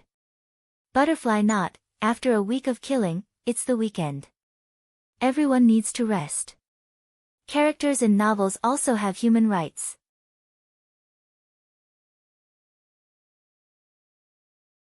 Chapter 537. I've contacted them, but it's not that easy to get their approval. Water-breaking arrow replied. I knew it would be like this. We can't treat them like fools. Yi Xiaowu said, what do you think their current attitude is? Same, they both have certain doubts in their hearts. I think it would be more effective to make direct contact with them, just like how I made contact with the apple cider vinegar, water-breaking arrow said, the difference between them is the degree of doubt. Yeah. Yi Xiaowu said. However, there's one, Silvermoon. I haven't been able to contact him directly. It's hard to tell when he's online. From the 2 times he replied to me, one was at 5:37 in the morning, and the other was at 12:13 in the afternoon. But he doesn't appear at this time every day. Water-breaking arrow said, from the content of the replies, this guy has been stuck at the resurrection point for a long time by the players he offended. The only thing he can do is to come online and observe from time to time to see if there's a chance to escape. How long has he been stuck? Yi Xiaowu asked. About 10 days to half a month. Water-breaking arrow replied. Damn, both sides have a lot of perseverance. Yi Xiaowu sighed. I made a special trip to White Stone City to negotiate with Silvermoon face to face. I didn't meet him, but I saw the situation outside the Knights' camp in White Stone City. There's more than one group of people blocking him. And from what I know, someone put up a quest in the mercenary building. You can get a reward by hanging on to Silvermoon once. And Silvermoon seems to be at level 36 now, so he's easy to bully. People often pass by the Knights' camp. If this continues, I think his account will be useless. Water-breaking arrow said. So, you haven't added him as a friend? Yi Xiaowu asked. I don't even know when he'll be online. I tried a minute ago, but he wasn't online again. Water-breaking arrow said. Well, if he's stuck like this for another 10 days to half a month, maybe he'll give up the game. Yi Xiaowu said. Is Silvermoon really that important? From what I've heard, his character is trash to the extreme. Water-breaking arrow said. He absorbed Silvermoon mainly for the Sword of the Kings in his hands. Currently, there are only 3 top-tier grade 70 weapons in the game. They're Drunk Qianli's Nightstream Sword, Silvermoon's Sword of the Kings, and the Thief's Dancing Wind Dagger. Among them, Dancing Wind wasn't a skill weapon. Its attack was powerful, and its additional stats were monstrous. However, it only strengthened the user's abilities. The Dark Streak was a weapon that dealt both physical and magical damage. Neither mages nor warriors could fully utilize its attack power. With Qianli's Drunk's current level, he probably couldn't even fully activate its coefficient, which meant that it didn't even have the ability to enhance his own abilities. Moreover, once he fully activated the Unseal skill, he would discover that the Dark Streak on the sword was a Dark Knight skill. He wouldn't be able to use it at all. Currently, the most valuable of these 3 weapons is Silvermoon's Sword of the Kings. The Battle Formation skill, King's Command, increases all the attributes of all members within range by 15%.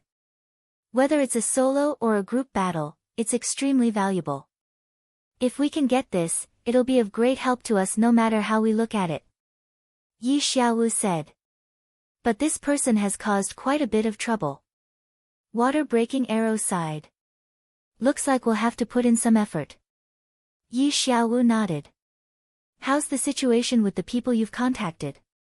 Water-breaking arrow asked Yi Xiaowu. It's basically similar to you. It looks like the one who'll be more troublesome is Jiannan. That guy didn't reply to my letter at all. Yi Xiaowu said. Silvermoon has the strongest weapon, Jiannan is one of the top 5 roaches and has the strongest strength. As expected, the most valuable person is the hardest to get. Water-breaking arrow sighed.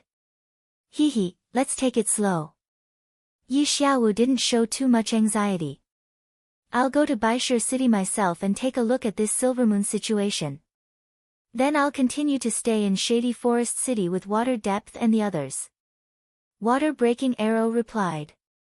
Be careful, those guys might make a move on you. Hong Qianlixao said.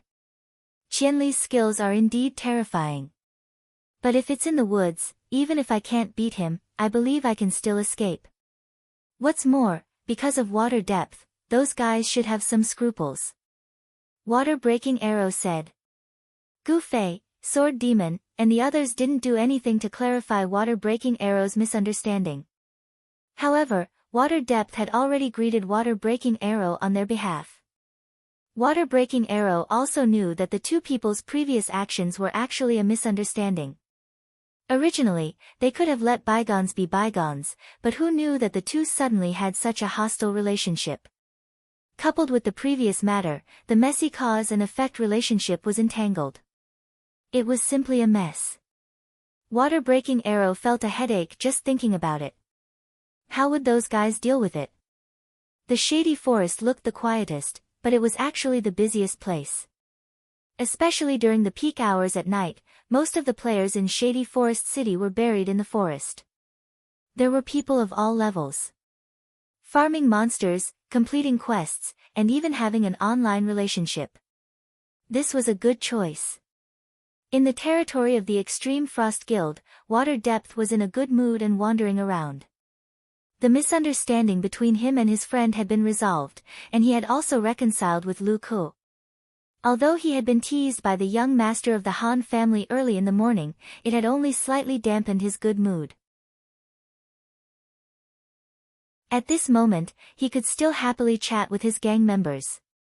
President, someone is looking for you. A comrade suddenly reported. Who? Water Depth asked. It's that mage. Oh, I'll come over. Water Depth was happy, thinking that this guy might have gone offline in the morning in a hurry to go to work. As soon as he showed up at night, didn't he immediately run over to apologize? Well, based on this performance, I won't make things difficult for him. Water Depth excitedly walked towards the outer circle, and the outer circle had already let Gu Fei pass. The two met in the forest. Water Depth was very magnanimous, and said loudly, "Brother, you're here." "Yeah." Gu Fei's face was black. "Where's Water Breaking Arrow?" "Yeah." Apologizing to Water Breaking Arrow, even Sword Demon hadn't done this. This guy was even more sincere than Sword Demon. Water Depth was moved, and quickly said, "He's not here now. Actually, don't worry too much about it.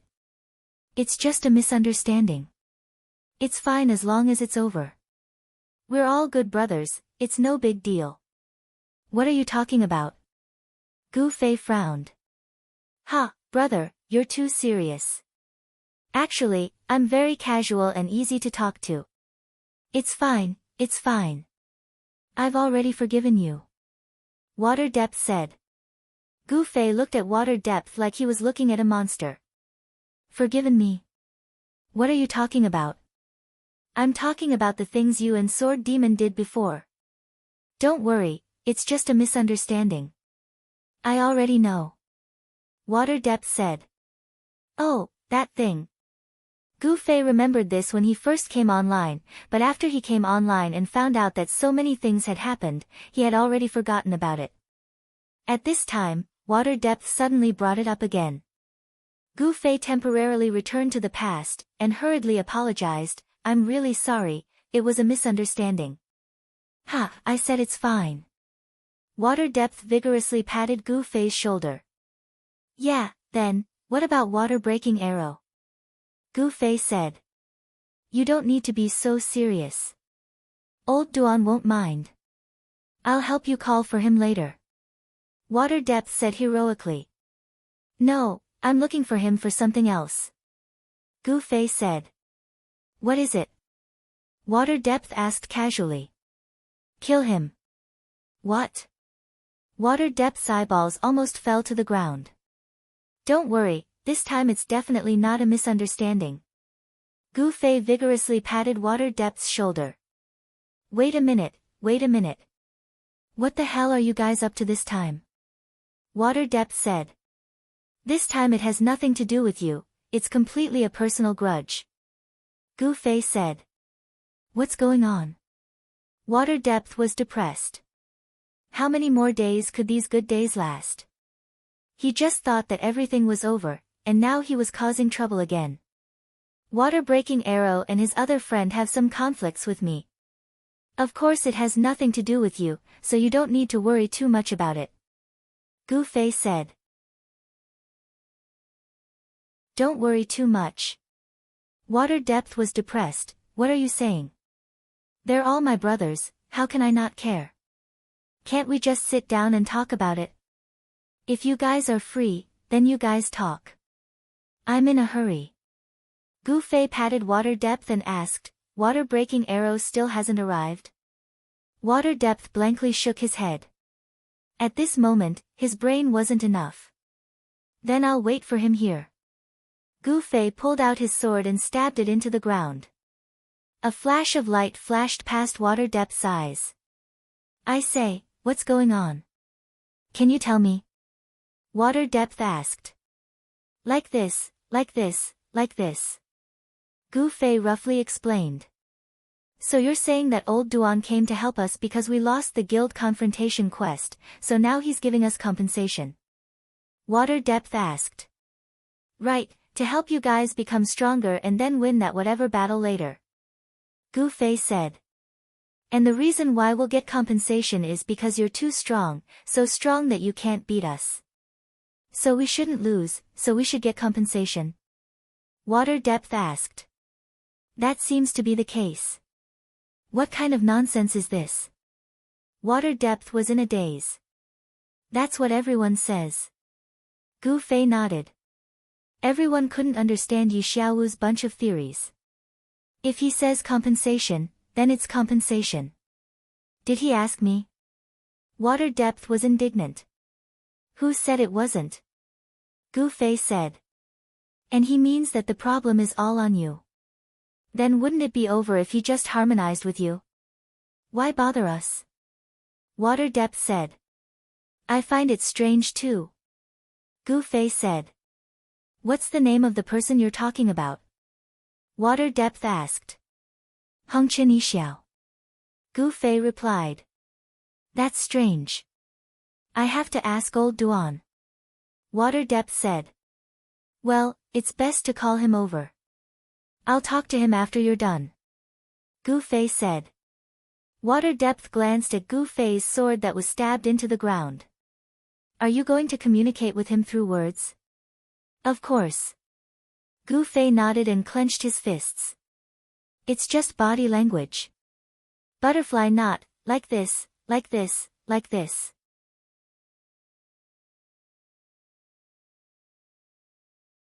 Chapter 538. After Water-Breaking Arrow left Shady City, he also plunged into the forest, heading towards Extreme Arctic's reserved area with ease. He had done his best to help the Guild of Extreme Frost improve. Although there was still a huge gap from the forest battle he had hoped for, he had already expected this situation, and he never expected these players to reach that level. After all, everyone was just here to have fun in the game, not to be trained. Right now, because of the novelty, anticipation, and yearning for victory, they had a certain amount of motivation, but this motivation could disappear at any time. Water-Breaking Arrow only hoped that during this period of motivation, he could help these guys improve, and give them an advantage in the forest PK for a period of time. At the moment, the effects were quite obvious. At least the Breaking Water Arrow helped them get rid of a lot of very obvious bad habits, and taught them many good habits that they should have. But from these aspects, the players of Extreme Frost already knew the details of PvP that others didn't know. Their ability was already above the average player. I've taught them everything that can help them, the rest are still not suitable for the game. It's enough for them to practice on their own from now on. Now that Little Five and Drunk Qianli have begun a direct confrontation, it seems like it's time to say goodbye to Water Depth. Water-Breaking Arrow was thinking about this, when he suddenly received a message from Water Depth asking where he was. Coming over. Water-Breaking Arrow replied, not thinking much of it. Every day at this time, he would be in the forest with the big guy, so it was normal for Water Depth to ask. Oh, waiting for you. Water Depth replied simply, and attached his coordinates. Water Depth was actually one of the people he had taught his skills to, and was also one of the best in his heart. He was smart, had a strong ability to accept, and knew how to draw inferences about other things from one instance. He was able to quickly integrate what Water-Breaking Arrow proposed into the game, and in addition, he was much more skilled in the game than Water-Breaking Arrow. He could combine some of the techniques and rules in the game, and put what Water-Breaking Arrow taught to good use. At times like this, Water-Breaking Arrow had to learn from him. Furthermore, Water Depth treated his friends well, and Water-Breaking Arrow liked this friend a lot. Deep in the forest, Water-Breaking Arrow finally saw the figure of Water Depth, and at the same time, saw the person beside him. His black mage robe fell to the ground, and his dark purple longsword was stabbed straight into the ground in front of him. The glow of the sword didn't dim at all in the forest where the light was the weakest. This guy found us so quickly. Breaking Water Arrow was a little surprised that Gu Fei acted so quickly. It seemed that this guy was still communicating with Yi Xiaowu not long ago. In the blink of an eye, he was already waiting for him in the forest. He thought that Qianli would be a little conflicted because of his relationship with Deepwater and the others. Even if he wanted to fight, he wouldn't come to extreme cold. Now he realized that he was wrong. This drunk Qianli was very determined. Such worldly things didn't seem to affect his actions at all. He didn't waver at all. Look, not only did he not avoid Water Depth, but he also stood with Water Depth and waited for me. While they were deep in thought, the Breaking Water Arrow had already arrived before them. You really have guts. He clearly saw me standing here, but he didn't even hesitate to walk over. Gu Fei said. Hey! I said I'd go first. Water Depth hurriedly said. He was really afraid that Gu Fei would immediately use body language to communicate. Breaking Water Arrow only smiled. I'm here to find Water Depth, why should I be afraid? Okay, you two go first. Gu Fei nodded. Breaking Water Arrow looked at Water Depth. It seems like you already know. Water Depth nodded, but I don't understand what you guys are thinking. It's very simple. Because of him, you and your guild have been treated unfairly. We just want to make it up to you. Breaking Water Arrow said. Is this what you've been doing? Water Depth asked. Yes.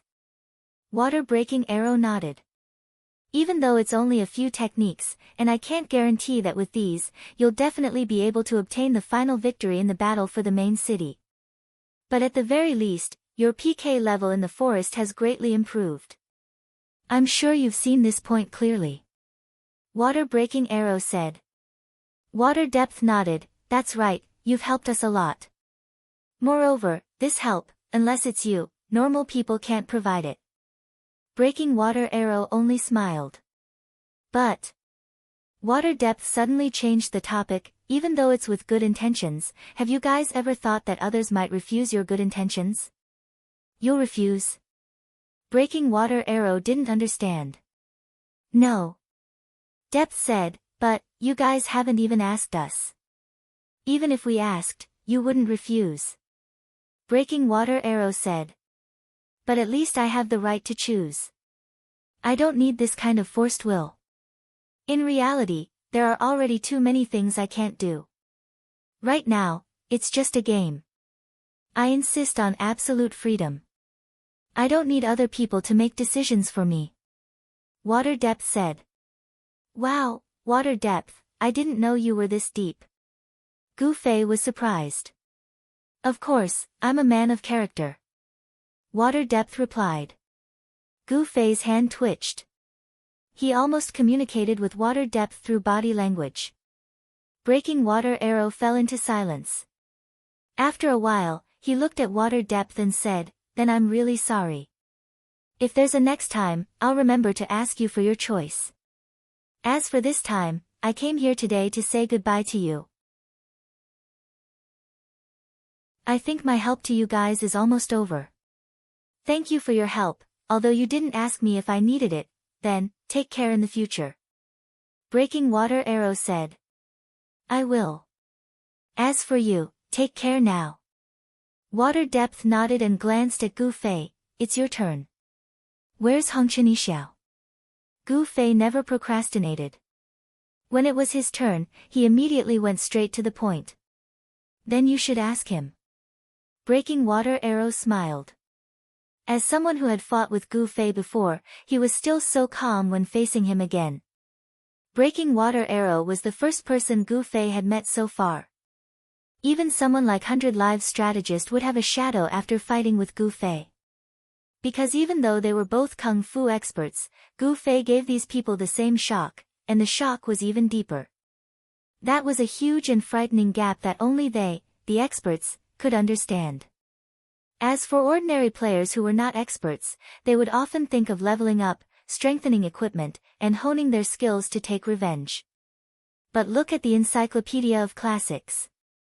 After fighting with Gu Fei for 2 rounds, he no longer harped on the resentment that had accumulated for many years. This was a profound understanding of consciousness, a high-level understanding. Gu Fei suddenly raised his finger. Breaking Water Arrow didn't want to wait for Gu Fei to make a move before dodging. He knew that Gu Fei's attack wasn't the scariest part. The scariest part was the follow-up move that followed after the fast move. The rhythm of changing moves often gave people the illusion that it was faster. Breaking Water Arrow knew how hard it was to deal with this. He also knew that Gu Fei didn't stand here to chat with him. Seeing Gu Fei stretch out his finger, he immediately dodged sideways like a fish, smoothly crouching on the ground, and then with a roll, he had already dodged behind a tree. Awesome! Deep Waters, who hadn't left yet, admired Breaking Water Arrow's smooth movement. After a while, he spat out these 2 words. Gu Fei was also startled for a while. In the end, he said, "Why are you running?" I haven't prepared to make a move yet. Gu Fei's finger had indeed moved, but what was wrong with casually moving while standing? He couldn't help but admire Breaking Water Arrow's sharp eyes. Such a small movement didn't escape his eyes. At the same time, he also couldn't help but admire his sensitivity. I only raised my finger, does he need to dodge so quickly? Breaking Water Arrow didn't make any sound behind the tree. He wouldn't expose himself so easily. In the forest, he was the expert. Making full use of the terrain, Breaking Water Arrow believed that Gu Fei wouldn't be his opponent.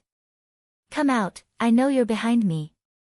Gu Fei strode forward and kicked the tree twice. Breaking Water Arrow, who was behind a tree, smiled slightly. Sure enough, although Qianli was good at fighting, he was still a newbie in this forest environment. He didn't even notice that he had dodged behind the tree. He immediately took advantage of the tree's blind spot and continuously changed hiding places. Come out. Gu Fei suddenly leaned down and slashed at the lower part of Breaking Water Arrow's body. As a result, this slash naturally hit the air. There was no one behind the tree. Huh? Where is he? Gu Fei was surprised. Deep Waters was also surprised. He knew that this was what Breaking Water Arrow had always emphasized to them: when fighting in the forest, they had to pay attention to their blind spots. Their own and the enemy's. It was relatively easy to grasp one's own blind spot. But to accurately judge the enemy's blind spot, it required incomparably rich experience. It had to be known that if there was a slight error in judgment, you could be exposed in the process of using the blind spot to cover up. Even if it was just a finger, that already revealed your position. What cover was there to speak of?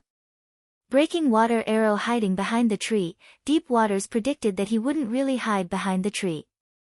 He would definitely use Gu Fei's blind spot to switch to a position that Gu Fei couldn't see. However, Deepwater didn't expect the water-breaking arrow to switch positions without him noticing. In that instant, the water-breaking arrow had actually managed to locate both of their blind spots at the same time. This drunken Qianli's undefeatable legend might really have been broken by old broken water in the forest. Deep Waters suddenly had this kind of premonition. Gu Fei had already stood up again at this time. Holding the Night Streamer's sword in his hand, he had no idea where Breaking Water Arrow was hiding. The dense forest in front of him suddenly seemed so vast.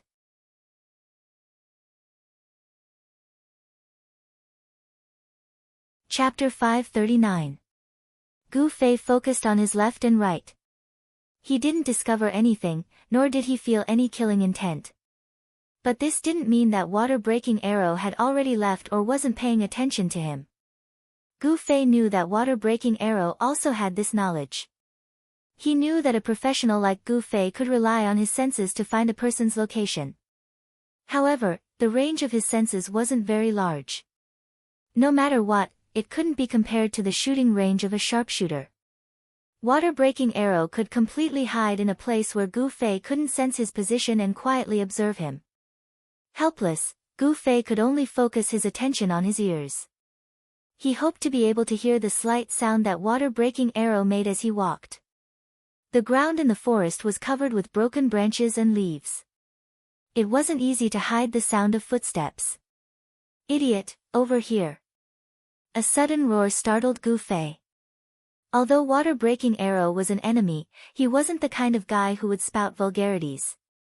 Looking in the direction of the sound, Gu Fei realized that he had misunderstood. This was Extreme Frost's training ground. And in the direction of the sound, there was a group of people setting up traps. In any case, they were dealing with NPCs, so they weren't afraid of scaring the monsters with their loud noises. One group of people shouted at each other without holding back. The word idiot was their team leader directing a member of the team to move. This forest wasn't quiet at all. Wanting to hear water-breaking arrow's footsteps was really wishful thinking. Just as Gu Fei was feeling troubled, he saw Water Depth suddenly wave his hand in that direction. The messy group of people suddenly quieted down. After looking in that direction and nodding their heads, they suddenly disappeared. Not only that, after a short while, even some of the more distant and vague noises had already stopped. Gu Fei was startled. He understood that water depth had understood his difficulties and helped him clear the area. He hurriedly looked at him with gratitude. Water depth seemed to be busy sending messages and didn't notice Gu Fei's gratitude. Gu Fei also didn't say anything else. He once again focused his attention and carefully listened to the movements around him. Silence. There was not a single sound. It was deathly silent. Gu Fei believed that in this environment, as long as the water-breaking arrow made a sound, it would not escape his ears. As he thought about it, he slowly closed his eyes. This was to focus all his attention on his hearing. He didn't want his sight to distract him at all. Pa! Suddenly, a sound entered his ears. Gu Fei, who was concentrating on his hearing mode, instantly determined the direction of the sound. Opening his eyes, he didn't take a second look. Raising his hand and pointing with a xiao sound, he had already floated away in an instant. Immediately following that, he looked around, thinking that he would definitely be able to find the water-breaking arrow's silhouette. Unexpectedly, what he saw was a short arrow flying towards him. This arrow came too suddenly. In his panic, Gu Fei had no time to block it with his sword, so he could only move sideways to avoid it. He dodged the first arrow, but the second arrow was already rushing towards the position where he had dodged. Once again, Gu Fei twisted his body and dodged it. Like this, he shifted his feet and continuously turned 3 rounds. He could see the short arrows brushing past Gu Fei's body one after another.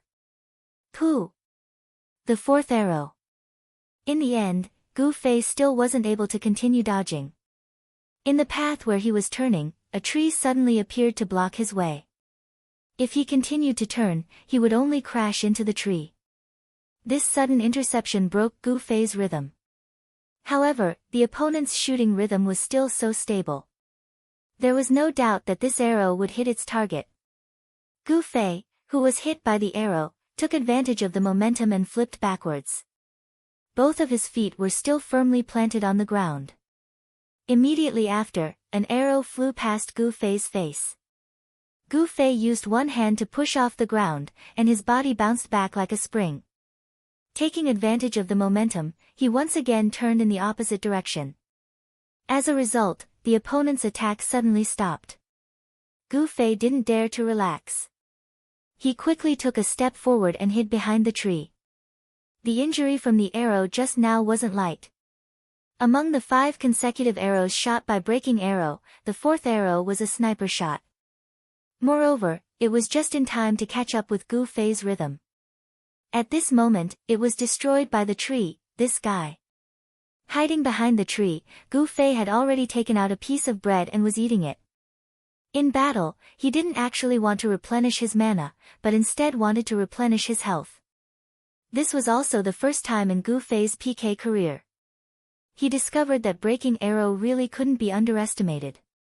In this forest, he had many advantages over Gu Fei. It was almost like Gu Fei using Kung Fu to bully ordinary people. Just now, the first "pa" that Gu Fei heard wasn't because Breaking Arrow's figure was exposed. This guy also noticed that the surrounding environment had suddenly become quiet.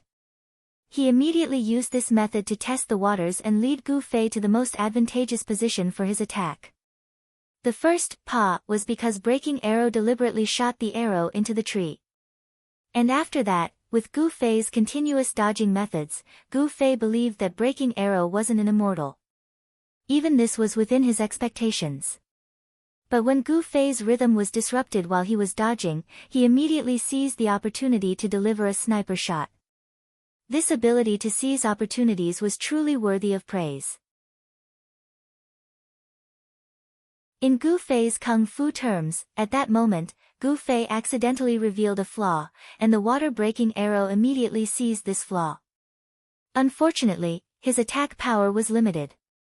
If his attack power was at the level of an instant kill like Gu Fei's, this opening just now would have already determined Gu Fei's life and death. So even though Gu Fei managed to preserve his life and was eating bread behind the tree, he wasn't happy in the slightest. For him, he had already lost a move just now. He could still continue, but because this was in the game. In the real world, he was now a half-dead man. If he were to be left here, he might die from excessive blood loss in a short while.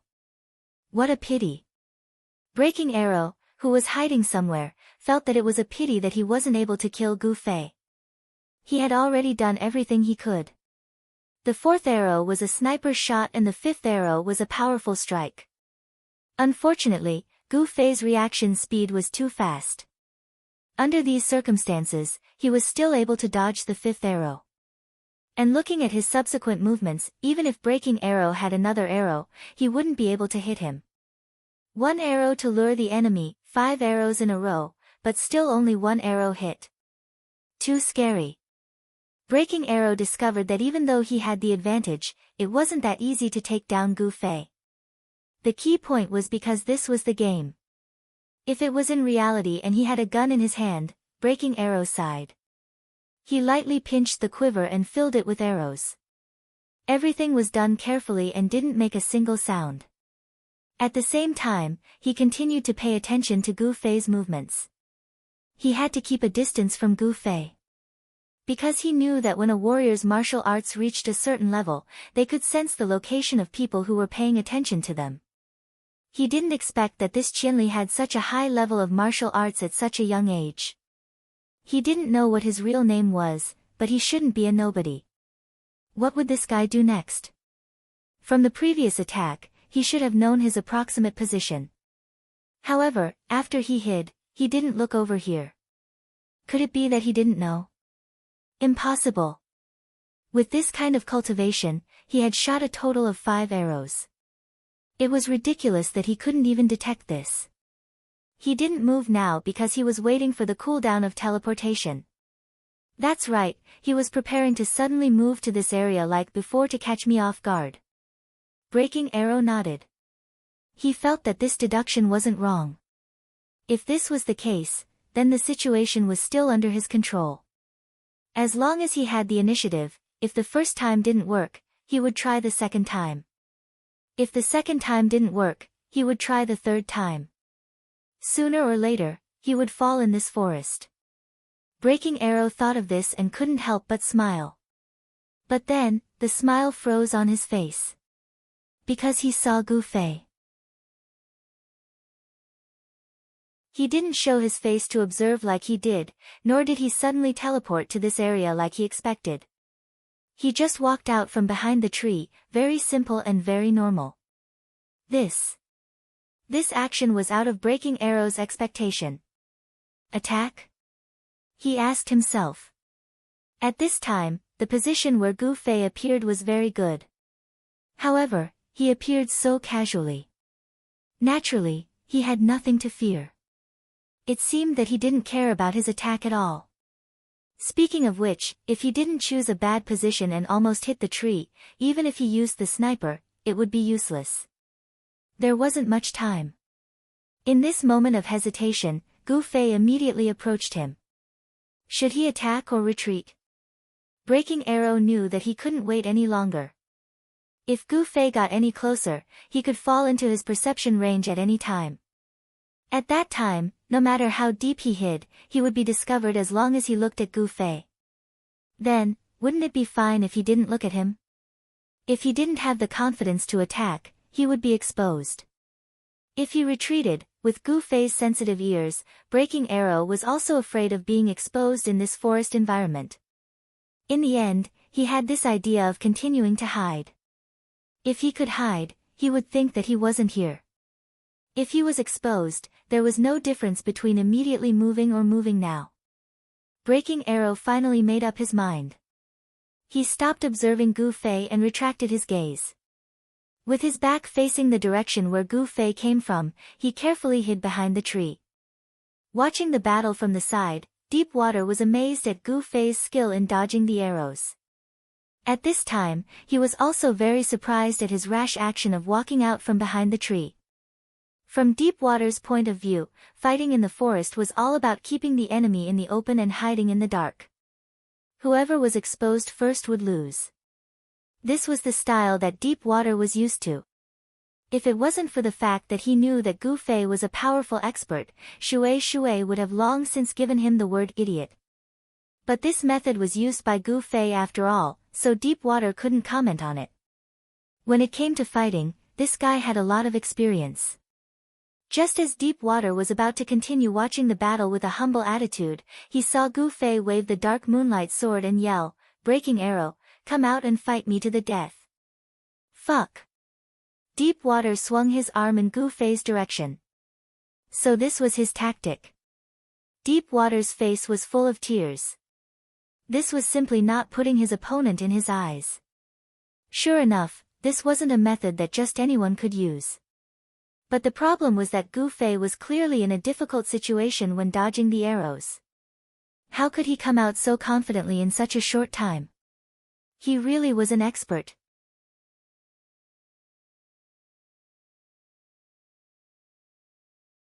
Chapter 540. Gu Fei's shout also startled Breaking Arrow, who was hiding behind the tree. He almost thought that Gu Fei had seen him and was challenging him, so he almost took a step forward. Luckily, he reacted quickly and quickly judged the direction and distance of Gu Fei from the sound. There was no reason for Gu Fei to have seen him from that position. The tree that Breaking Arrow chose was thick and big. He thought it was safe enough, but now he felt uneasy and quickly crouched down. There was also a bunch of bushes under the tree.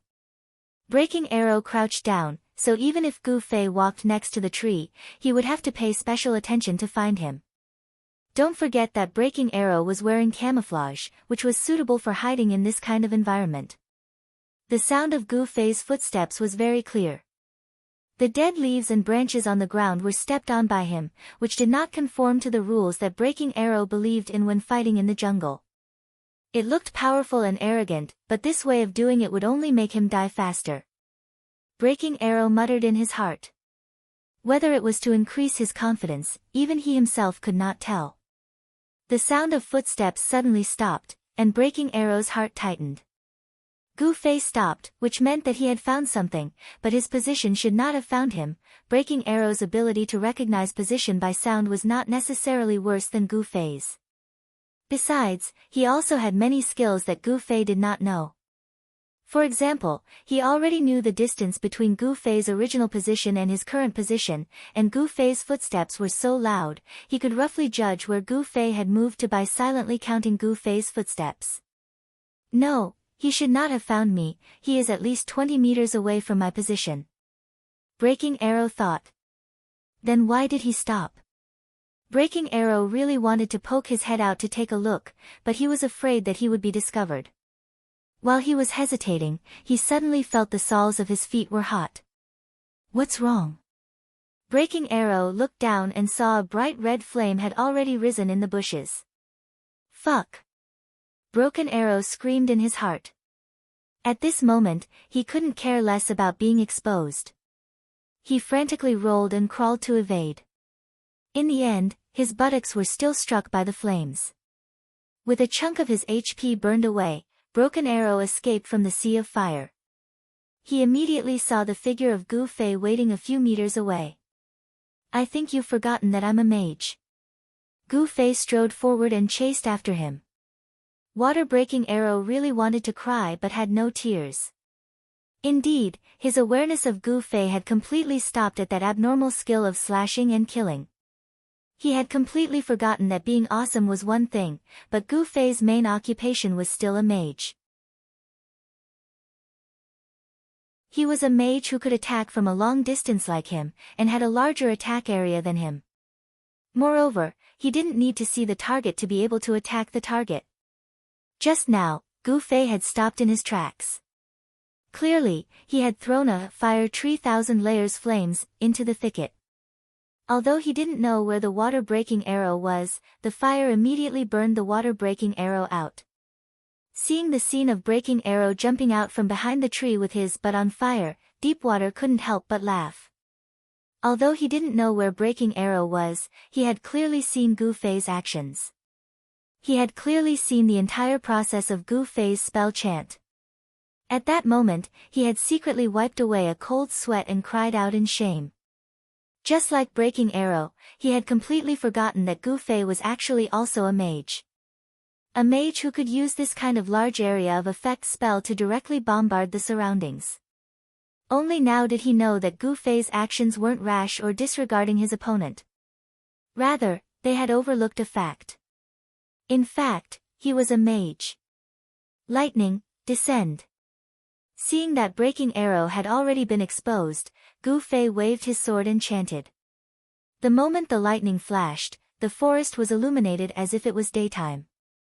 Under the lightning, it struck Breaking Arrow. However, Breaking Arrow still had some skill. When the light in the forest suddenly brightened, he already knew what was going on and quickly dodged. The lightning practically brushed past his head and landed on the ground, illuminating Breaking Arrow's small face to become deathly pale. This was the first time someone had dodged Gu Fei's lightning spell. He wasn't too surprised. After all, it took time for lightning to descend from the sky. It wasn't impossible for a player with quick reflexes to dodge it. Gu Fei was quite distressed at the mana he had used. If he had known earlier, he wouldn't have used it. Saving it for dual flame flash would have been much better. Still running. Gu Fei saw Breaking Arrow continue to charge after dodging the lightning, so he hurriedly waved his long sword and chased after him. While running, Breaking Arrow turned around and shot 2 arrows. He wanted to use this method to disrupt Gu Fei's progress. Actually, as a godly archer, Breaking Arrow had an advantage in agility compared to Gu Fei. However, the problem was that compared to Gu Fei, his equipment was like a beggar's. There were a few decent pieces that were given to him after joining Extreme Frost. However, compared to Gu Fei's yellow, purple, and purple equipment, it was nothing. His class advantage had been wiped out by his equipment. Gu Fei wasn't any slower than him, and Water Breaking Arrow knew that even though he was still 10 meters away from Gu Fei, the distance between him and Gu Fei had decreased by 5 to 6 meters. That was the distance of teleportation. Gu Fei didn't even need time to cross that distance, so this distance was negligible. Unfortunately, it was just 2 arrows. Gu Fei casually twisted his body and dodged them. He pointed his sword and his lips trembled. Immediately, a small fireball jumped up from the sword tip and chased after Breaking Arrow. How is this possible? Deepwater's eyes widened. Gu Fei had already casted a lightning spell and a fireball spell. Both times, there was a detail that Deepwater found inconceivable. Gu Fei didn't even stop casting spells. As he ran, he summoned a lightning fireball and threw it out. This was simply impossible. When casting a spell, the movement of one's feet would definitely be interrupted. In reality, this was only because Deepwater's eyesight wasn't good enough. In the instant that Gu Fei chanted while running, his feet were firmly planted on the ground. However, not only was his chanting fast, but more importantly, his footwork and chanting were seamless. He didn't waste a single second. Fireball, shoot. His footwork was stabilized the moment he said these 3 words. How much time could these 3 words take? Gu Fei's perfect timing to stop when he spat out these 3 words, and then immediately continue. This was also the embodiment of Gu Fei's abnormal coordination. How could a mortal like Deepwater know this? He only thought that Gu Fei was running while chanting a spell, and he was so shocked that he couldn't close his mouth. The threat of Fireball was naturally far less than that of Breaking Arrow. That wobbly speed made people feel that he might be extinguished before he could catch up to Breaking Arrow. But when Breaking Arrow turned his head to look at the Fireball, he became extremely depressed. Because he had just completely changed directions and flashed behind a tree, preparing to use a blind spot to make a detour and disappear from Gu Fei's eyes. In the end, he saw this wobbly Fireball, which didn't stop playing the water arrow trick in the slightest, continue to tremble and float towards him. Although Fireball wasn't as overbearing as Homing Arrow, it also had a tracking function for a short period of time. This short period of time was enough to be fatal. Breaking Arrow knew that this Fireball wasn't here to attack him, but to guide the way.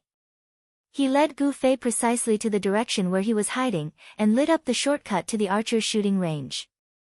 I can't let it go. Breaking Arrow thought like this, and almost without making any adjustments, he nimbly raised his hand and released an arrow. The small fireball exploded in the air. But at this moment, he saw that Gu Fei's body had already slanted out, pointed his sword, and another fireball chased after him. Breaking Arrow cried, if this went on, he would definitely be the one to suffer. His crossbow only had 6 bullets, and now there were only 3 left. Although he knew that Gu Fei was an all-agility mage and had little mana, this was just a small fireball. At any rate, he was a +40 profession mage, and had more ammunition than him. If this went on, he would run out of ammunition, and Gu Fei would continue to lead the way with small fireballs. At that time, he wouldn't even have the ability to resist. His marksmanship is pretty good. Gu Fei praised sincerely as he chased after him. Breaking Arrow shot down the fireball with just a raise of his hand. This kind of archery might be done by experts like Yutian Shinming, but it definitely wouldn't be as elegant as Breaking Arrow. Professionals were indeed different. Breaking Arrow wasn't in the mood to pay attention to Gu Fei's praise. Seeing another fireball coming towards him, he quickly scanned the surrounding terrain and continued to run. Still running, is there any meaning? Gu Fei chased from behind, and was extremely talkative. On this side, Breaking Arrow had long lost his initial calmness, and his heart was full of sorrow. Profession. He actually ignored the opponent's profession during PK. Such a huge mistake. How was it a mistake made by experts in PK? Against a standard mage, Breaking Arrow couldn't use many of his jungle tricks. This was like playing guerrilla warfare in the jungle, but the opponent had the firepower to cover the entire jungle. What was the point of playing guerrilla warfare? Of course, Gu Fei's firepower wasn't so exaggerated that it could cover the entire jungle. However, although he couldn't see Breaking Arrow, he could continue to use AoE spells to attack like a blind cat hitting a mouse. Although Breaking Arrow could continue to move around and shoot arrows at the same time, this kind of insignificant skill was fine against normal mages, but against Gu Fei, wasn't it a joke? He had used 5 consecutive arrows from the best angle, and all the skills he could use, but he still couldn't kill his opponent. What kind of extreme sneak attack could he do? The two of them began to chase each other in the forest. Deepwater was addicted to watching, so of course he wasn't willing to give up. He anxiously continued to be the most loyal spectator, but when he saw the water-breaking arrow taking a roundabout route, he suddenly froze. Pa! A light sound was incomparably clear in the jungle. As expected. Deepwater cried in his heart. It was obvious that Breaking Arrow was no match for Gu Fei in a one-on-one fight, and had actually lured Gu Fei into their extremely cold training area. Although he had already ordered everyone in the guild not to interfere in this PK, the traps set on the ground wouldn't have eyes to recognize people. Breaking Arrow was familiar with the distribution of these traps, so he definitely wouldn't fall for it. That sound just now, that guy probably fell for it. Butterfly knot, yesterday's chapter name was written wrong, was written as this. It's probably because I almost didn't update in time yesterday, so I'm a little nervous. This fully shows that Butterfly's psychological quality isn't strong enough, so I specially strengthened my training today.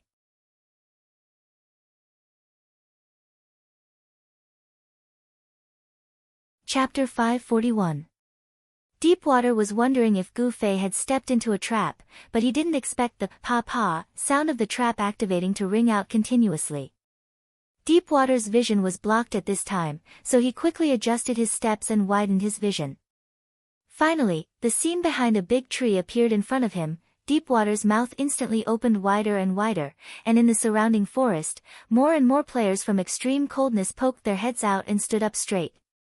Their expressions seemed to be carved out of the same mold as Deepwater. Their eyes and mouths were wide open, and their faces looked like 3 eggs were stuck on them. Right in front of them, in the trap array that extreme coldness was proud of and prepared to use to dominate Shade City, Gu Fei was dancing crazily as if he had been injected with chicken blood. The pa-pa sound came from Gu Fei's feet. Every step he took would always trigger a trap, but the trap clip that bounced up at high speed was not as fast as Gu Fei's reaction. The tip of his long sword was waiting 3 steps below him. As soon as the trap bounced up, his feet would immediately jump up, and when the trap caught up to his ankle, it would immediately be knocked away by the tip of the sword. Pa pa, one pa was the sound of the trap bouncing up, and the other pa was the sound of the trap being shot down by Gu Fei. Deepwater really had no words to describe the scene in front of him. This scene evoked a very bad memory in him. The first time he fought with Gu Fei, he heard the trap sound behind him. He excitedly thought that Gu Fei had been stuck in the trap, but when he turned around, he was caught in the nose by the trap that Gu Fei had flicked away, and at this time, Gu Fei's performance was even more abnormal than that day. At this time, he was already deep in extreme coldness trap array. After all, this was not the steps at the entrance of Sunset City's dungeon. The traps were placed there naked. Here, all the traps were hidden underground, and Gu Fei could not predict the location of the traps at all. From the moment he accidentally stepped on the first trap, it was as if he had activated a chain of mechanisms. In order to avoid the first one, he would trigger the second, and after avoiding the second, he would step on the third. Deepwater and the others were dumbfounded. At this time, Gu Fei was also complaining in his heart. At this time, even having an inch of foothold was an extravagant wish for him. Gu Fei did not dare to be careless. The traps had already overwhelmed him, and he had no time to pay attention to where the water-breaking arrow was. After consecutively flicking down a few more traps, finally, when his foot landed, the ground was calm, and nothing broke out of the ground. Gu Fei let out a long breath, but did not dare to be careless. He maintained a posture with one foot on the ground. With the other foot, Gu Fei had to check the ground to see if there were any traps. The surrounding extreme cold players' faces were deathly pale. After that breaking Gu Fei's, Gu breaking, Gu Fei's, death. 10. 17. Someone stammered out this number. Everyone knew what he was talking about. Gu Fei had stepped on 17 traps in a row, but in the end, it was as if nothing had happened to him. 17 traps, all shot down by him with a single sword. Thinking back, from the moment Gu Fei stepped on the first trap until now, it was like a dream. Everyone realized that they could not remember what Gu Fei had done. Because everything had happened too quickly, everyone's brains were echoing with the 2 consecutive pa-pa sounds. The first pa was the sound of a trap being ejected. The second pa was the sound of a trap being shot down. Suddenly, everyone felt that the future of their class was very bleak, very bleak. In this kind of environment, 17 traps in a row had not been able to subdue someone. Was there still a future for this class? Everyone stood in place, stupefied. Even the trees around them were livelier than they were. When the wind blew, they could even make a slight sha-sha sound. Gu Fei did not seem to realize that his perverted actions had created a destructive psychological shadow in the hearts of the surrounding players. At this moment, he was still maintaining the posture of a golden rooster standing on one leg. With one hand holding onto his sword, he poked at the ground, trying to find an empty space where he could rest assured. At this moment, the rustling sound of the wind suddenly grew louder, but it was clear that the wind did not suddenly become fierce. Everyone's hearts moved, and they looked towards the direction of the sound. Breaking arrow. He rushed out from the bushes and pounced on Gu Fei, who was trapped in the trap array. Old broken arrow. The players were crying tears of joy. It was obvious that they viewed the water-breaking arrow as their last hope. They hoped that someone would prove to them that traps had a future, and that they had the ability to defeat any perverted player. In fact, they had forgotten that Breaking Arrow was not a lurker that specialized in playing with traps. You still haven't left. Gu Fei's expression changed. He thought that Breaking Arrow had lured him to this place because he wanted to escape while he was trapped. He didn't think that Breaking Arrow was actually secretly watching from the side, and still harboring killing intent. This Breaking Arrow was much more promising than Gu Fei had imagined. Breaking Arrow did not reply. He was silent, and fiercely pounced towards Gu Fei. He had also stepped into the trap that Gu Fei was trapped in, but every step he took was safe and sound. Old breaking arrow, so cool. All the players shouted. The guild leader had instructed them not to interfere in this PK, and they had obeyed. However, in a PK, everyone had their own opinions, and that was fine, right? In this battle, no matter what angle they looked at it from, the players of Extreme Frost would all stand on Breaking Arrow's side. In fact, if it wasn't for the fact that the guild leader, Deepwater, was watching from the side, some of them might have already made a move. Even if they didn't openly help, they could still sneak a shot or two in the dark. This was the forte of a lurker. Breaking Arrow rushed over aggressively, but Gu Fei was still standing on one foot, unable to find a foothold. This was exactly the opportunity that Breaking Arrow needed to seize. Dual Flame Flash, dodge. Gu Fei didn't dare move his feet, and could only helplessly defend. His longsword trembled, and a dual flame flash stabbed towards Breaking Arrow. Breaking Arrow did not panic. Seeing the incoming force, he jumped to the side. Gu Fei would never stop in one move, but seeing Breaking Arrow dodge, he could only curse in his heart, "Motherfucker." Breaking Arrow's jumping position meant that Gu Fei wanted to follow up with a follow-up attack. Not moving his feet was completely out of the question. This guy completely knew that Gu Fei didn't dare to move recklessly. After dodging the sword, Breaking Arrow didn't give way, and continued to pounce. Seeing his stance, Gu Fei actually gave up on using his crossbow as a gun, and came over to play close combat with Gu Fei. Normally, Gu Fei would welcome this, but right now it was a very serious challenge. Even though we often see experts in movies and television beating people up without moving, don't forget that those are all first-rate experts toying with noobs. If it was any random player that Gu Fei picked up, he could obviously do the same, but the person in front of him wasn't an ordinary player. The water-breaking arrow rushed forward and raised his palm to lock onto Gu Fei's throat. This move was very vicious. If it was a real fight, it would definitely be able to break Gu Fei's throat and kill him in one move. Gu Fei didn't dare to be careless, and at the same time he tilted his body to avoid the attack. He used the leg that hadn't had a chance to land, and swept it horizontally towards Breaking Arrow's head. Breaking Arrow arched his body to avoid it, and followed up with a sweeping kick towards Gu Fei's supporting leg.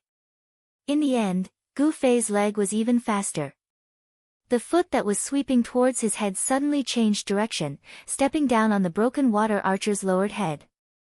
Following that, the broken water archer was almost trampled to the ground. Gu Fei used the force of this step to avoid the sweeping foot with his other leg, and his body had already leapt into the air. Teleportation. In the air, Gu Fei chanted towards the sky, and with a whoosh, he had already appeared in the air. Both of his hands grabbed onto the branch that was hanging in front of him, and with a swing of his body, he had already flipped over. "Sorry, I was forced." Gu Fei gestured to Breaking Water Arrow, indicating that he had no choice but to step on Breaking Water Arrow's head under his foot. Once Breaking Arrow heard this, he became even more depressed. It turned out that there were traps in the 2 or 3 moves just now. Obviously, in Gu Fei's previous situation, the single leg that was supporting his balance was the biggest flaw. Gu Fei predicted that Breaking Arrow would quickly attack there, so he beat him at his own game, and swept towards Breaking Arrow's head. That was because he predicted that Breaking Arrow would lower his body to avoid Gu Fei's supporting leg, so Gu Fei conveniently used Breaking Arrow's head as a support. With such a support leg, plus the distance of teleportation, Gu Fei immediately escaped from the trap and climbed up the tree. No matter how powerful Breaking Arrow was, he couldn't fly up the tree, so he quickly pulled out his crossbow and shot again. He thought that perhaps Gu Fei wouldn't be too agile on this branch, but in the end, Gu Fei's martial arts were really solid, and he stood on a branch steadily. Turning left, turning right, Breaking Arrow shot out 6 arrows, but none of them hit. He quickly pulled out the arrow box and buried his head to reload, occasionally looking up at Gu Fei on the tree. He saw Gu Fei take out an apple from his pocket and nibble on it. this was also equivalent to reloading his ammunition. Mana recovery was still a bit slow, especially when Gu Fei couldn't wait for the best recovery time. After taking 2 bites, Breaking Arrow's ammunition was already reloaded, and he raised it again to aim at Gu Fei. Gu Fei helplessly spread his hands towards him. What's the point? You can't hit anyway. Do you really have to shoot all the arrows in your pocket? Breaking Arrow clenched his teeth. This was indeed the case, but, if he didn't shoot, what else could he do? In the end, you still have to play with the gun, then why did you rush over? Gu Fei said. Breaking Arrow didn't answer. In fact, he certainly didn't want to rush over, but how could he have thought that Gu Fei was so abnormal that he couldn't be controlled even after stepping on 17 traps? Gu Fei previously maintained his posture and didn't dare to move, which was no different from falling into a trap, but this was for people like Gu Fei who didn't know. Breaking Arrow, who was completely familiar with the trap array, knew very well that Gu Fei had jumped out of the array after picking 17 traps in a row. If he dared to take 2 steps randomly, he would soon notice. Breaking Arrow rushed up, wanting to force Gu Fei back into the array before he noticed. After all, it was easier to control the opponent's movement in close combat, but who would have thought that Gu Fei could use his head to fly up the tree? Life was really too helpless. Butterfly not, well, the two of them have fought for long enough, it's time for a real result.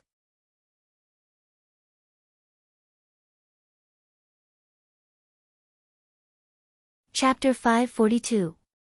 The shouts and cheers of the extreme cold players came to an abrupt stop as Gu Feifei appeared behind the tree. Everyone returned to the idiotic expression they had when they were admiring Gu Feifei challenging the trap formation a few seconds ago. Each and every one of them opened their mouths and looked up. Climbing up a tree in the game wasn't unusual, but suddenly climbing up a tree in such a tight 1v1 PK match, this was a PK technique that even the players living in the forest hadn't developed yet. How did he do it? Everyone whispered. Some people even simulated it, bending down to let the opponent step on their head to see if it was a quick way to climb up the tree. Reality proved that, not mentioning Gu Fei's teleportation skill, to be able to accurately step on a round head and quickly borrow strength, this was also a technique. Because this step had to be very fast, the two sides were fighting, not specially stiffening their necks for support. If you weren't fast enough, if the opponent turned around and dodged, or stepped on too firmly and directly trampled the opponent to the ground, the purpose of borrowing strength wouldn't be achieved. Then they saw Gu Fei elegantly turn around on a single tree to dodge 6 arrows from Breaking Arrow. Everyone became even more silent. Everyone thought that it was unfair to cheer for Breaking Arrow again. The opponent was such a scary guy, asking Old Broken to win was asking too much, they couldn't make things difficult for Old Broken. Although Breaking Arrow knew that it would be difficult to hit Gu Fei even if he continued to shoot, he felt that in this situation, he still had the initiative. Gu Fei was standing on the tree, any slight mistake would cause him to fall or get hit, and he didn't seem to be able to make any threatening attacks against him. Hua! Suddenly there was a flash of light in the sky. Breaking Arrow paused for a moment and quickly dodged, another bolt of lightning dodged to the side of his feet. Breaking Arrow's face turned pale again. It had only been a few minutes. How could he forget that he was still a mage? Breaking Arrow really wanted to slap himself. Even so, he still had the advantage. The speed of a mage's magic attack couldn't be compared to an archer's arrow, especially when most of them had a bit of a flashy prelude. This was something that Gu Fei couldn't change no matter how strong he was.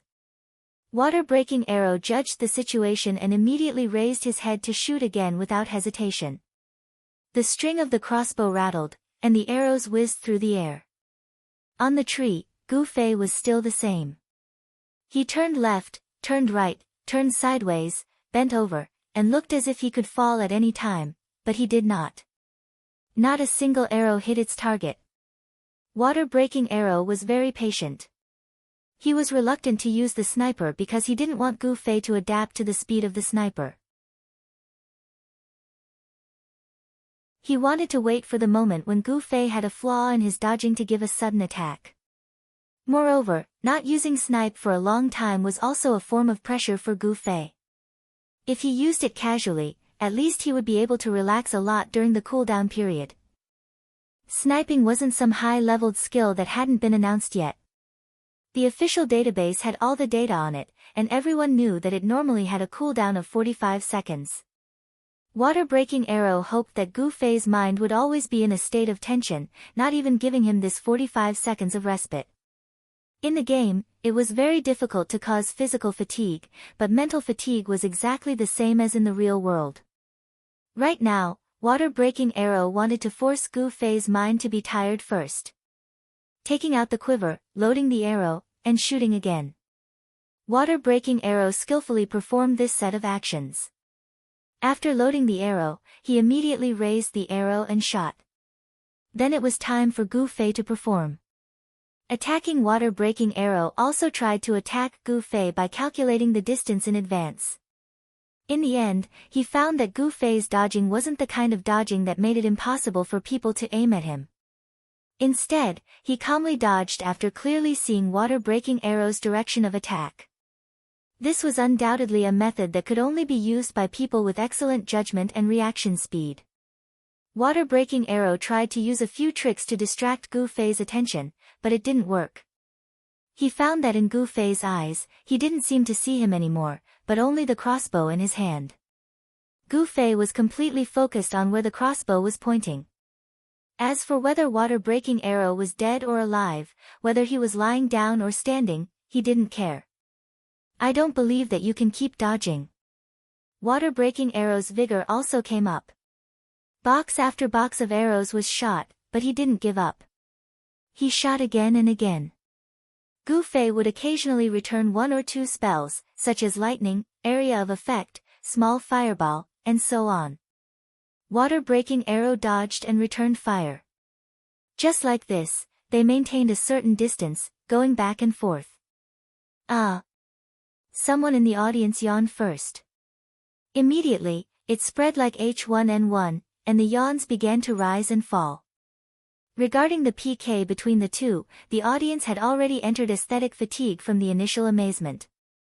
If there wasn't a climax soon, everyone was ready to give up on this pit. It's been almost half an hour, right? A guy asked his friend next to him. 24 minutes and 34 seconds. This friend next to him was obviously bored to the point that his balls hurt. He didn't watch the PK anymore and instead looked at the time to play. If this goes on, can there still be a winner? At the beginning, the audience's mentality was the same as water-breaking arrows. They all thought that water-breaking arrow had a slight advantage, and that Gu Fei on the tree would make a mistake if he was careless. But, after so long, the facts spoke louder than words. It will. Unexpectedly, there were still people who had such an optimistic attitude. Old Duan's arrows will be shot out sooner or later, right? Hey, don't borrow old Duan's arrows. If he comes to borrow them. This voice quickly spread among the audience. Every player tightly clutched their quiver. Can there be a little change? In the end, there were still people who had some hope for this PK, hoping that there would be a climax. Sigh. Most of the people's faces showed pessimistic expressions. That guy keeps hiding like this, why doesn't he come down?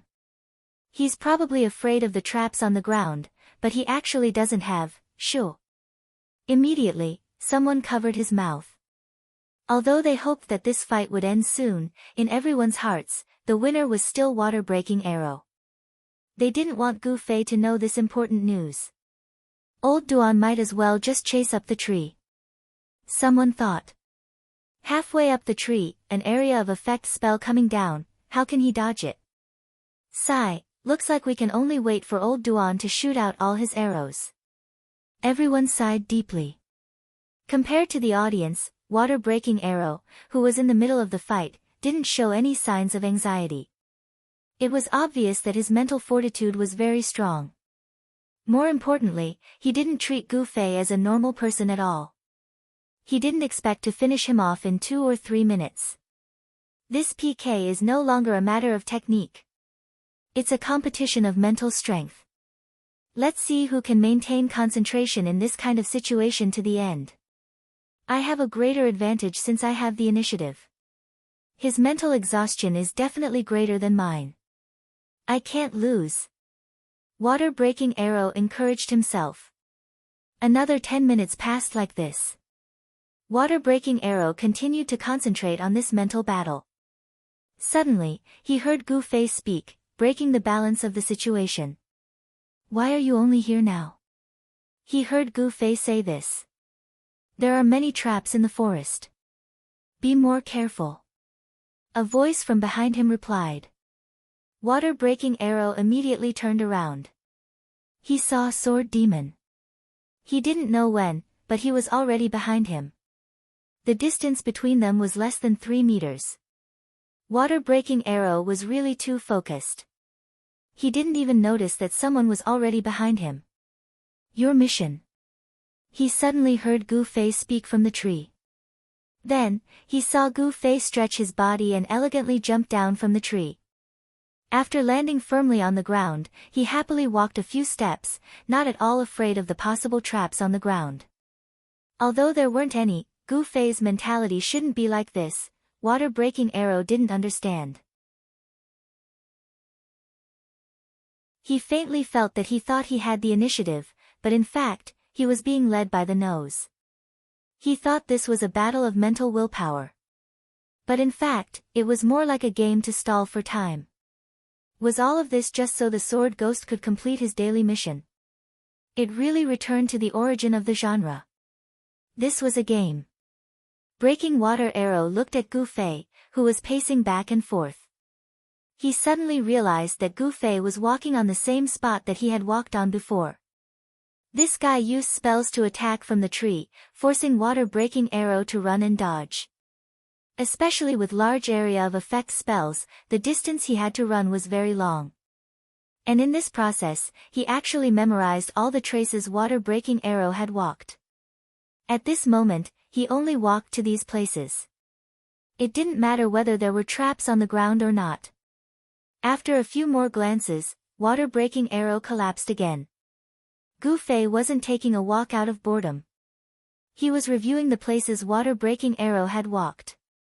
He wanted to find the best position to attack water-breaking arrow. He was actually preparing as if there was no one else around. Was he already regarded as a fish on the chopping board? Gu Fei was a professional in fighting. Naturally, he was very efficient. It didn't take him long to choose a plan. He looked up and found water-breaking arrow looking at him. He turned his head and looked at Sword Demon behind water-breaking arrow. Do you need my help? No one answered. The onlookers couldn't stand it anymore. 2 against 1. Shameless. There was a lot of cursing, but the people involved weren't angry. The sword ghost replied indifferently, no need. Gu Fei replied with an, oh. Then, he stood there motionlessly. Water-breaking arrow looked at this and that. Although they were enemies, and although they were the balance breakers that Yi Xiaowu said, water-breaking arrow had a certain understanding of these two guys' characters. He believed that even if the two were to fight 2 against 1, they wouldn't use such tricks to deceive the opponent. Since Sword Demon said, no need, it seemed that Qianli Drunk wouldn't interfere. It changed to 1 against 1 with Sword Demon. Water-breaking arrow turned and looked at Sword Demon. Sword Demon was certainly not as scary as Qianli Drunk, but he also defeated Apple Vinegar. Moreover, the distance between the two was less than 3 meters. At this distance, with the speed of Fog Shadow's surprise attack, even if he knew how to dodge, there was still a lot of suspense. However, the ground was full of traps. This guy would also have misgivings and wouldn't use such a direct attack. Water-breaking arrow thought and raised his crossbow again. His hand was still so steady. Sword Demon's figure suddenly disappeared. Water-breaking arrow cursed inwardly. When Sword Demon appeared again, he was already in front of him. The daggers in his left and right hand stabbed at him at the same time. Water-breaking arrow subconsciously dodged. His heart was full of tragedy. He had miscalculated again. He didn't think that a reliable veteran player like Sword Demon would be so reckless and not consider the existence of the traps on the ground.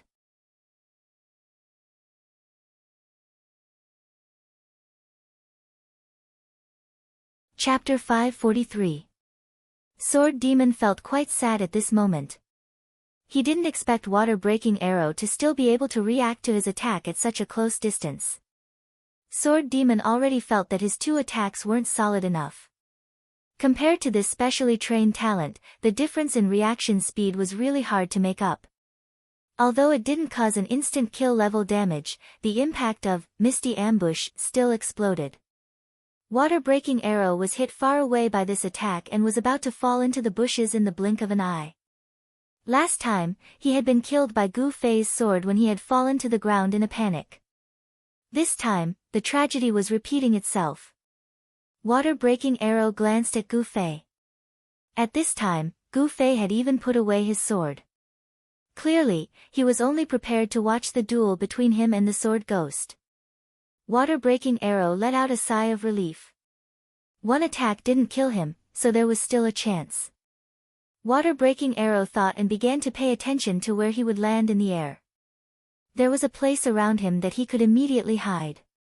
As a result, he immediately knew that this was bad. The place where he was about to fall was a large area of traps. At this time, he had already lost his balance in the air and couldn't adjust his body. If he fell like this, he would definitely be caught in the traps. Everything happened so quickly.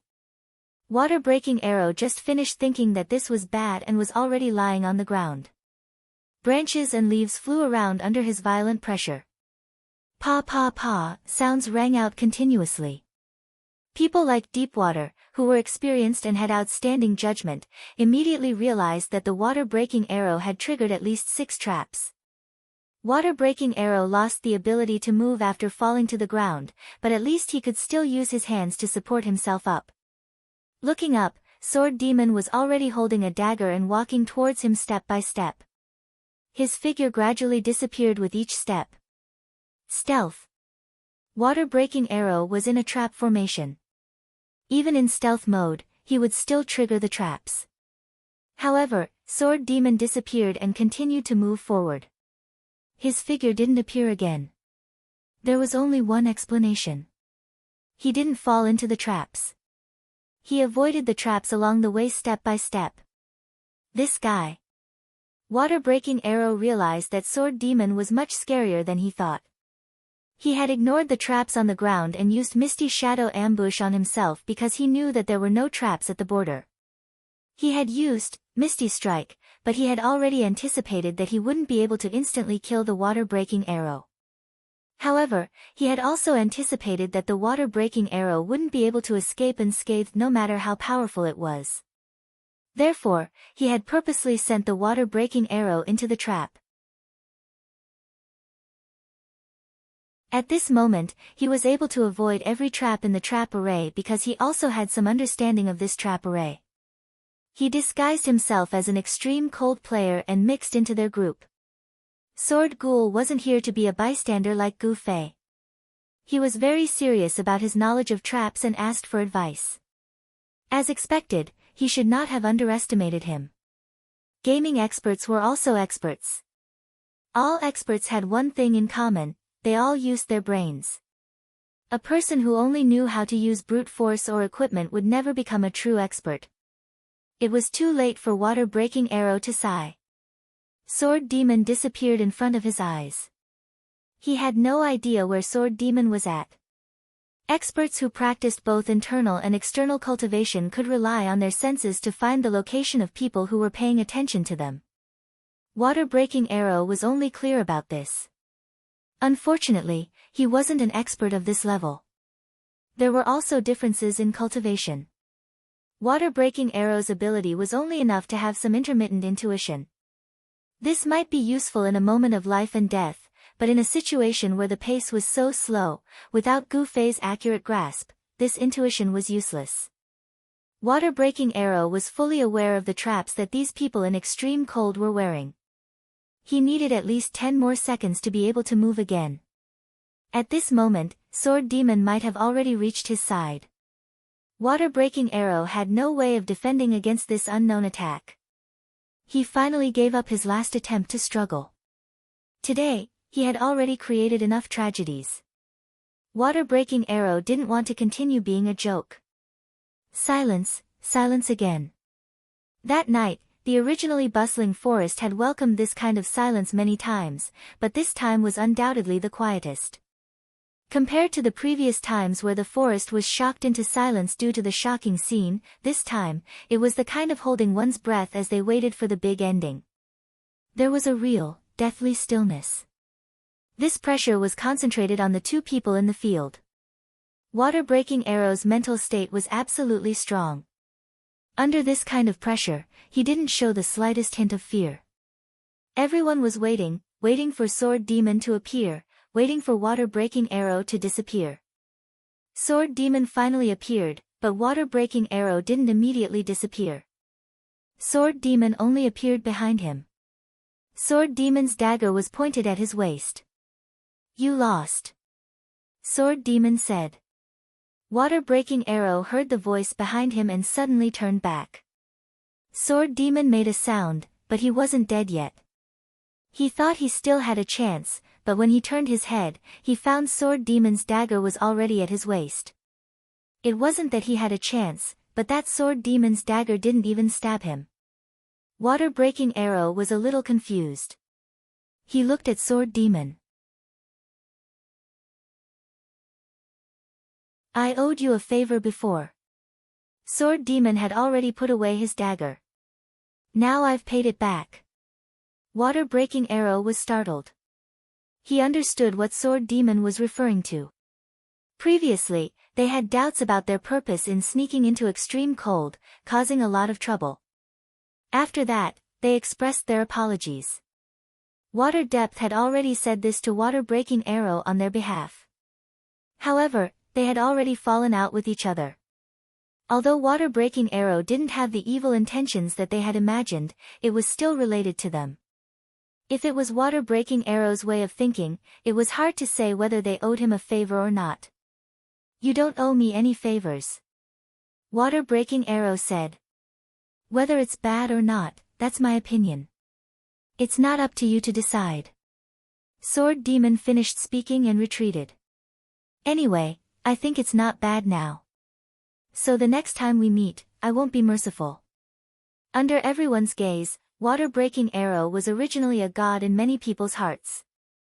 At this time, he was completely defeated, and he even wanted to let him go with the excuse of returning a favor.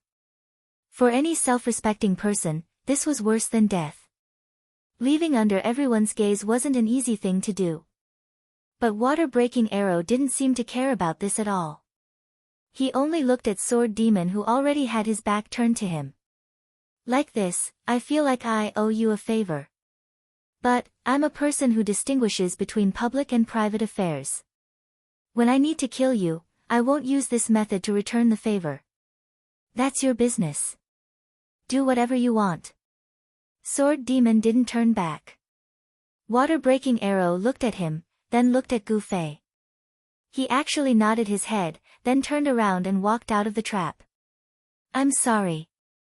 Sword Demon walked in front of Gu Fei. "You worked so hard, but I let him go." "What are you saying?" Gu Fei was angry. "What do you mean by worked hard? It was just a slight effort." The happiest person in the crowd was actually Water Depth. He laughed and jumped in front of the two. He patted Sword Demon hard and said, "Ha ha ha, you really are a person who distinguishes right from wrong. I admire you more and more." Gu Fei squinted at him. "You just think that both sides are your acquaintances. If you really fight to the death in your territory under your eyes, you'll be in a dilemma. So, this is the best ending, right? You actually saw through it. You're really not simple." Water Depth began to pat Gu Fei hard again. Gu Fei helplessly looked at him in disdain and looked at Sword Demon. "When are you going to do your quest?" "There's no rush. Now that we're entangled, we'll have plenty of chances to meet in the future, right?" Sword Demon said. "Be careful, this guy is still very hard to deal with," Gu Fei said. Yeah.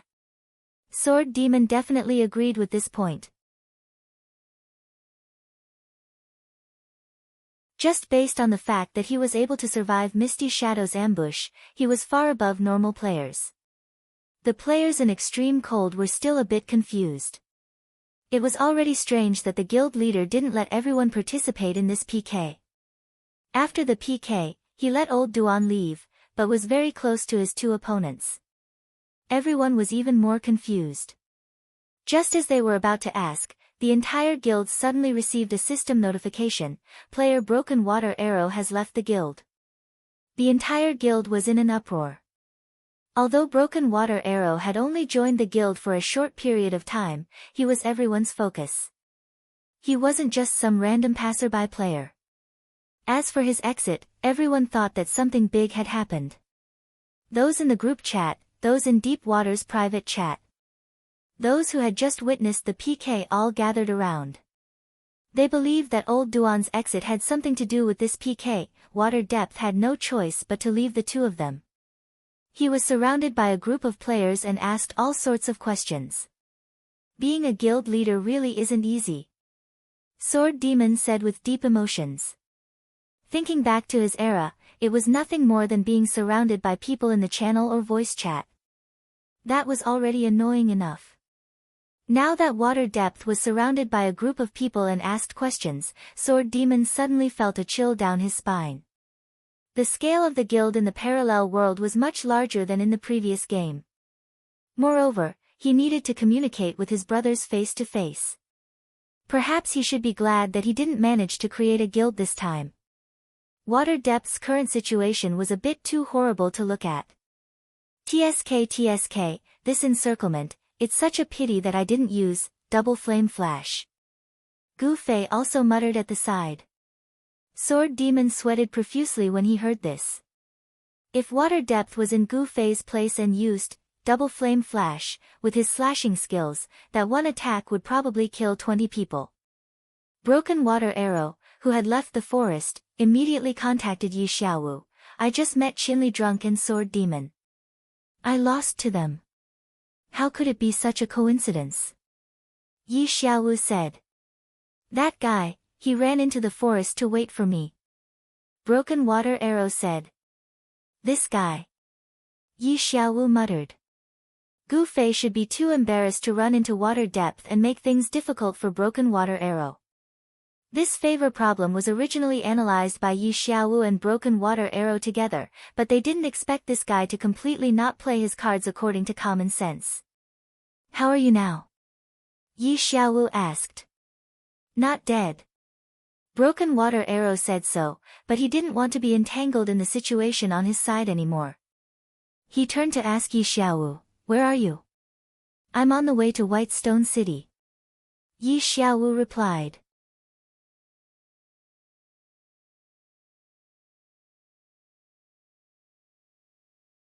Chapter 544. The distance between Shady Grove City and Baishur City was only the distance between two cities, so it wasn't easy to walk. It was mainly because of the dense forest surrounding Shady Grove City, where countless cute lurkers lived. Especially as time went by, more and more players reached level 40, and the lurkers here became more and more prosperous. It was the peak time of the day when the number of online players on the server was at its peak. In the forest, there was a trap every 3 steps. Yi Xiaowu's unparalleled gaming knowledge was useful even at this time. Although he didn't know how the players in Shady Grove City divided up this large forest, at least he knew the distribution of monsters in the forest. No matter how lawless the traps set by the players were, they wouldn't be thrown in a place where there were no monsters, right? After going around and around, a level 36 lone cleric walked out of the forest of Shady Grove City without any trouble. This was only the second time in Shady Grove City's history that this had happened. The first time was also created by Yi Xiaowu when he came. Walking out of the forest and along the flat road, Yi Xiaowu couldn't change the fact that he was short-legged no matter how rich his knowledge was. When he arrived at Baishur City, it was really late. For example, Gu Fei had already gone offline. Yi Xiaowu didn't stop and went straight in the direction of the knight's camp when he arrived at Baishur City.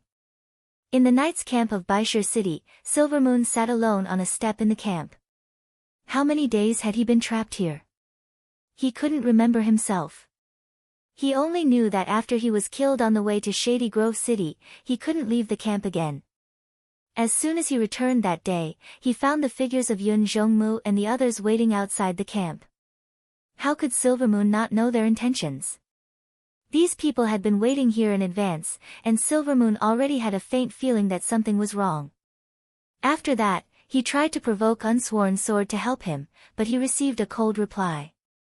Then, the message he sent actually got a system response saying, the other party refuses to send messages from strangers. At that time, Silvermoon felt like he had fallen into a bottomless abyss. He really couldn't think of any help he could find. Silvermoon wasn't stupid. She suddenly realized that she had been set up again, and this time, the scheme was quite vicious. She wasn't simply sent to the respawn point for Cloud Twilight and the others to kill. More importantly, she had been completely destroyed. She had no way of retreating or reinforcements at all times. The boss of Reigning the Four Seas had deleted her from his friend list, and Silvermoon had lost all hope. But what about her teammates? Although Silvermoon had already abandoned those guys on the way, he still wanted to thicken his skin and give it a try. In the end, before he could even send a message, he received one after another members of the mercenary group leaving the group. Some of them even left him with contempt and curses. In an instant, Silvermoon's Silver Moon mercenary group became isolated. Silvermoon wanted to grab the person to chat privately, but it was as if she was looking for the sword of no oath. All the messages were, the other party rejected messages from strangers, child elite group. Silvermoon gritted her teeth. Although she couldn't figure out how the other party had planned it, she was certain that it was definitely their doing. This scumbag would always abandon his companions at a critical moment. He still didn't realize that his actions had caused him to be isolated, and was still resenting others for setting him up. I can only rely on myself.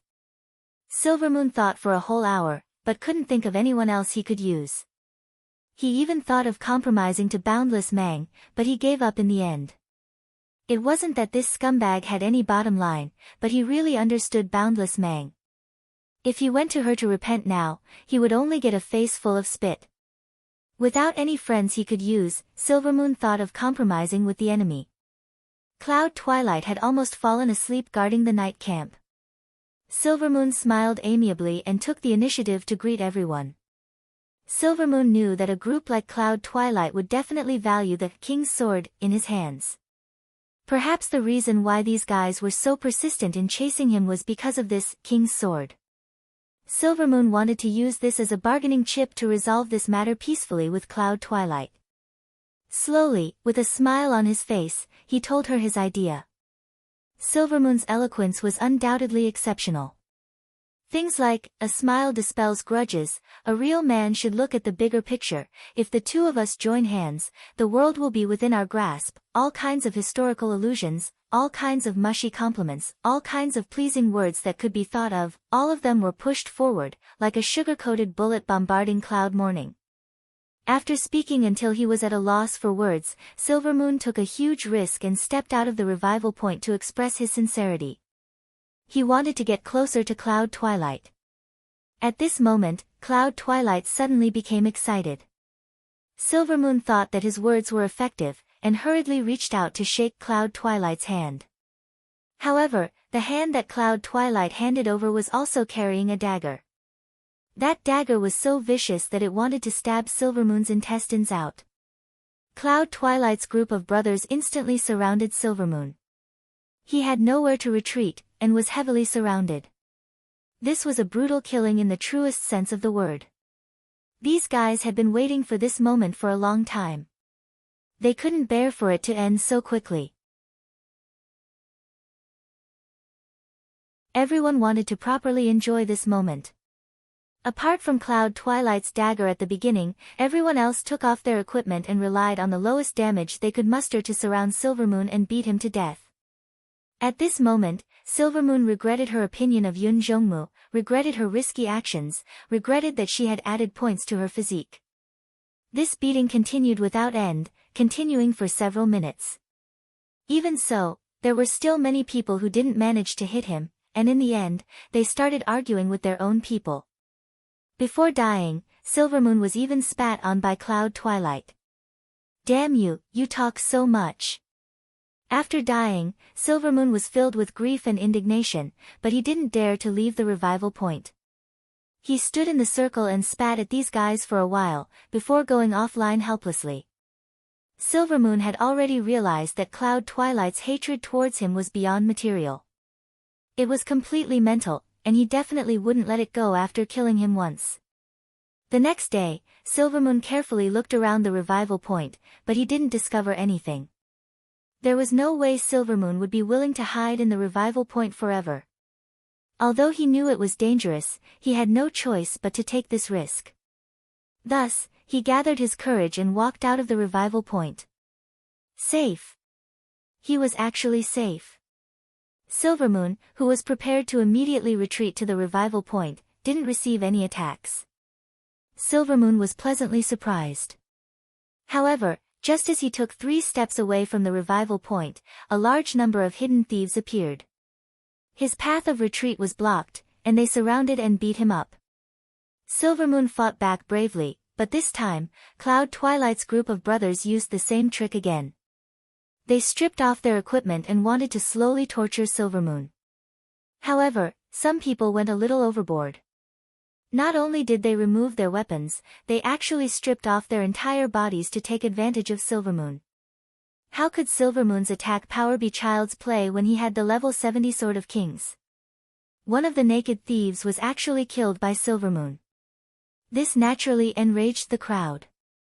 Amidst shouts of, "Grandson, you dare to fight back," the beating became even more inhumane. Before Silvermoon died, he lost count of how much saliva was splashed on his body. Everyone's punches and kicks weren't enough, and they even had to splatter on him. Silvermoon finally knew fear. He didn't dare to take any more risks. He was afraid that next time, these guys would even use their noses and snot on him. After not going online for a few days, Silvermoon hoped to wear down these guys' patience. After that, he didn't dare to openly leave the revival point. He changed his equipment and wore a mask. After everything was done, he took 3 steps out of the revival point and was surrounded and beaten up inhumanely. Silvermoon cried. He knew that it was impossible for him to leave just like that. Let's waste time. Then let's waste time. Silvermoon gritted his teeth and began to compete with these guys in terms of patience. He took out a stool from somewhere in the revival point and sat there every day, leisurely basking in the sun. Cloud Twilight's brothers were naturally unhappy, but the people at the resurrection point couldn't even spit on them. Silvermoon's "I don't have you in my eyes" expression was a great provocation to them. Silvermoon finally let out a small sigh of relief. After thinking about it, he felt that his actions were really unwise. Only by wearing down these guys' patience would he have a chance to get out of this predicament. Being so impulsive and provoking them, wasn't he just making things difficult for himself? After thinking it through, Silvermoon didn't do such a thing again. He began to deliberately control his online time. Every day, he would come online and show his face for a while, then he would go offline. In the end, the situation became worse and worse. Originally, it was just Yun Zhongmu's people. After a few days, Silvermoon didn't expect his old colleague and subordinate, Lan Yi, to bring people to find him. Of course, Lan Yi didn't come to save him. That day, when he saw him, he fiercely criticized Silvermoon's despicable past. At that time, Silvermoon hurriedly went offline, but Lan Yi's mouth didn't stop. The next day, when Silvermoon came online again, he found that a lot of people he didn't know were looking at him with disdain. Outside the revival point, there were a lot of people who wanted to kill him. Silvermoon cried once more. Silvermoon also thought of other ways. He used some methods to contact some professional players in the gaming studios to help him get out of this predicament. Unfortunately, he was really notorious now. He was already known as the #1 scum in the parallel world. With such a big reputation, even gaming studios wanted to avoid him. People in gaming studios also wanted to earn money. Their own image was very important. How could they stand on the side of the #1 scum? Of course, if Silvermoon was willing to pay a high price, there would also be people who would take the risk anonymously for the sake of benefits. However, the problem was that Silvermoon wasn't Slim Waist Dancer. Apart from being a scum, he was just a normal player. There was no way he could spend a lot of money. Give up the king's sword. This was Silvermoon's final bargaining chip. He believed that the value of this thing was enough to drive a lot of people. However, this was Silvermoon's bottom line when he had no other way. After being in this state for so long, Silvermoon had started to consider this bottom line more and more. But in the past 2 days, a guy called Water Breaking Arrow suddenly wrote in. These letters were not from the game. Silvermoon had no chance to access the game mailbox at all. Fortunately, he went SOS everywhere and left a lot of his contact information. As a result, the most he received were the disdain and abuse from players in the parallel world. Just when Silvermoon was about to give up, he suddenly received a letter from this player called Water Breaking Arrow. Butterfly Knot, are there any readers who like Silvermoon?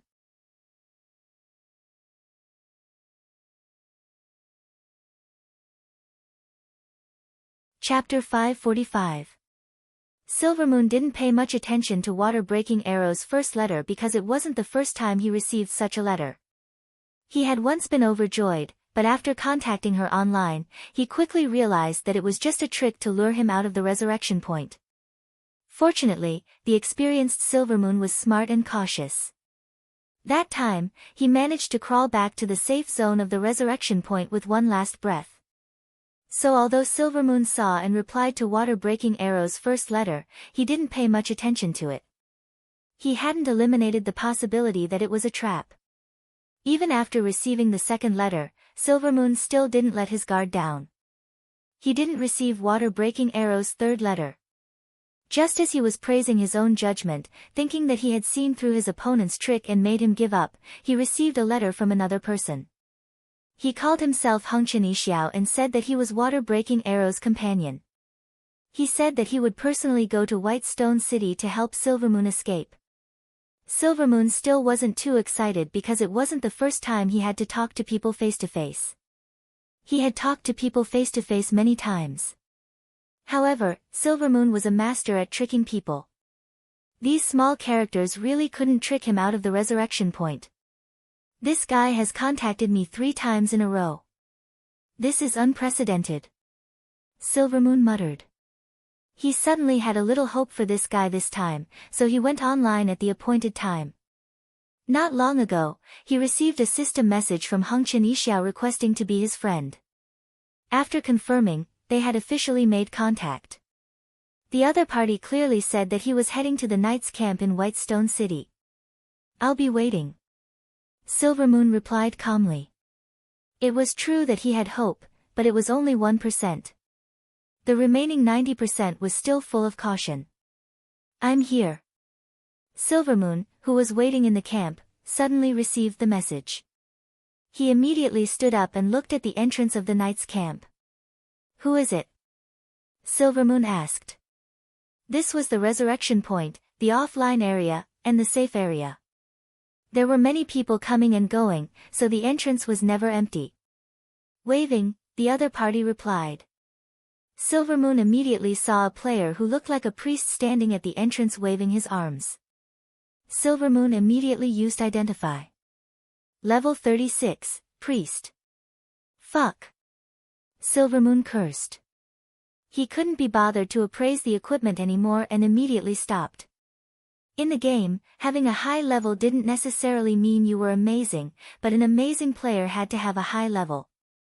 Although it was not easy to widen the gap between levels in parallel worlds, Silvermoon did not believe that a rookie who had not even advanced his occupation could be a great immortal. He could not be bothered with this person anymore and was ready to log off. Can you see me? Where are you? Silvermoon was about to go offline when she received a message from this person. Silvermoon glanced at him again and saw that he was still waving his hand while searching the crowd.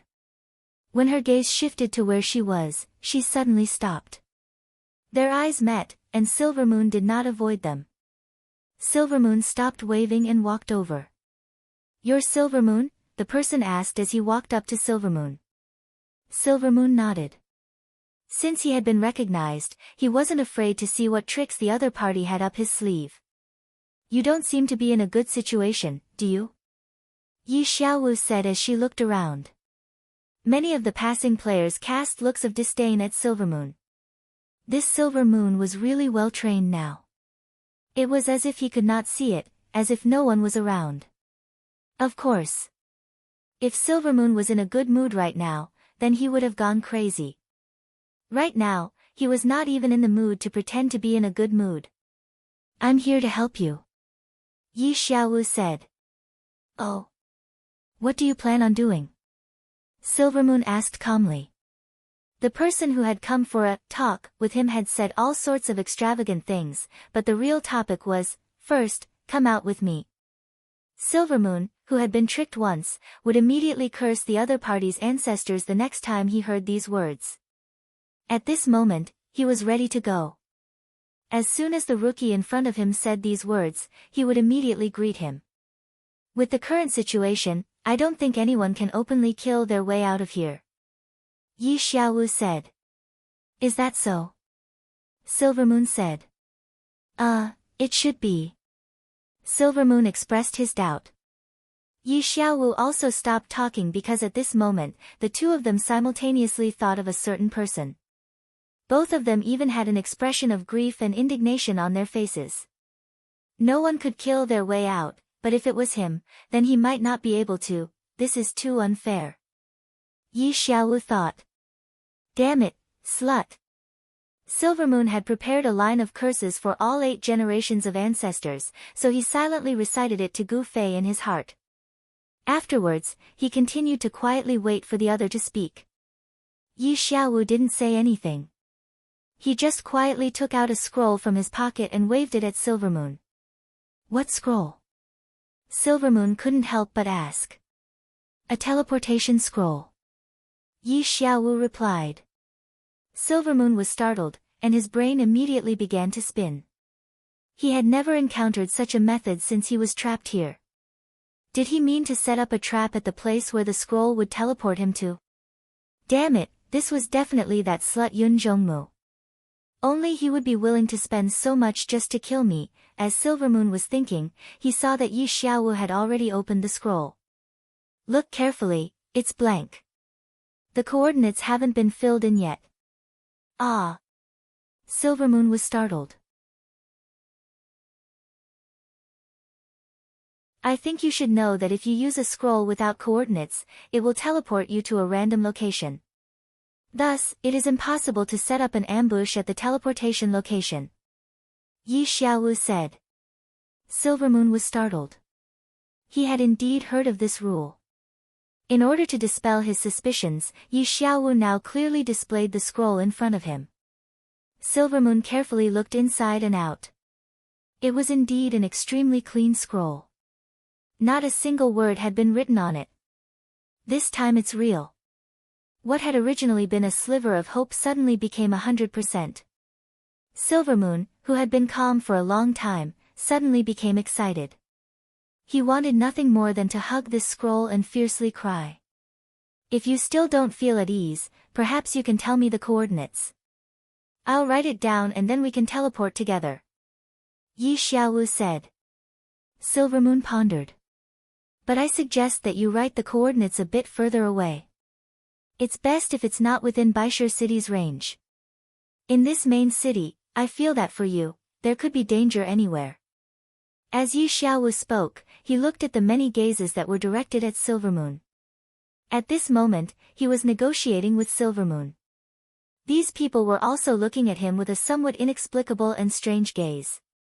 Not within Baishur City's range. Silvermoon immediately became suspicious. Aren't teleportation scrolls unable to teleport out of the main city's range? Huh. you don't know the rules. If you teleport randomly, you can't leave the main city's range. But if you fill in your own coordinates, then you won't be restricted. Yi Xiaowu explained.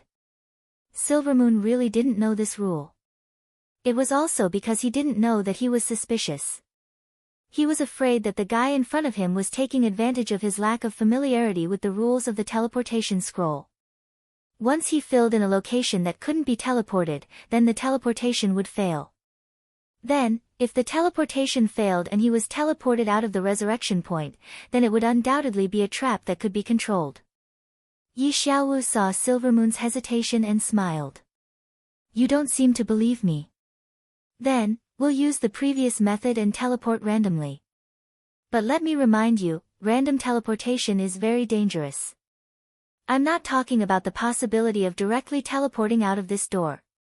Even teleporting to a location that's 1 yard away from your current coordinates is also possible. Or, teleporting to an advanced leveling area with a group of monsters and dying is equivalent to not teleporting. I only have this one teleportation scroll. Can I fill in the coordinates of this main city? Silvermoon said.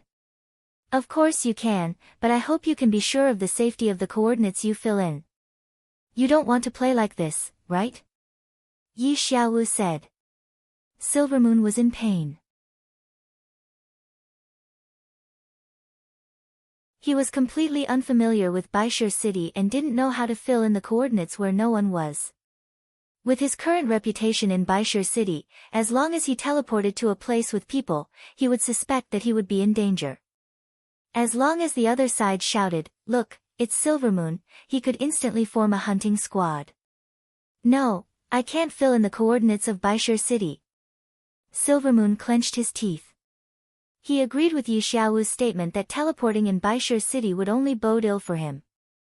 Teleporting like this, the probability of dying was too high. It seemed that he needed to take a gamble and believe in this guy's explanation of the teleportation rules.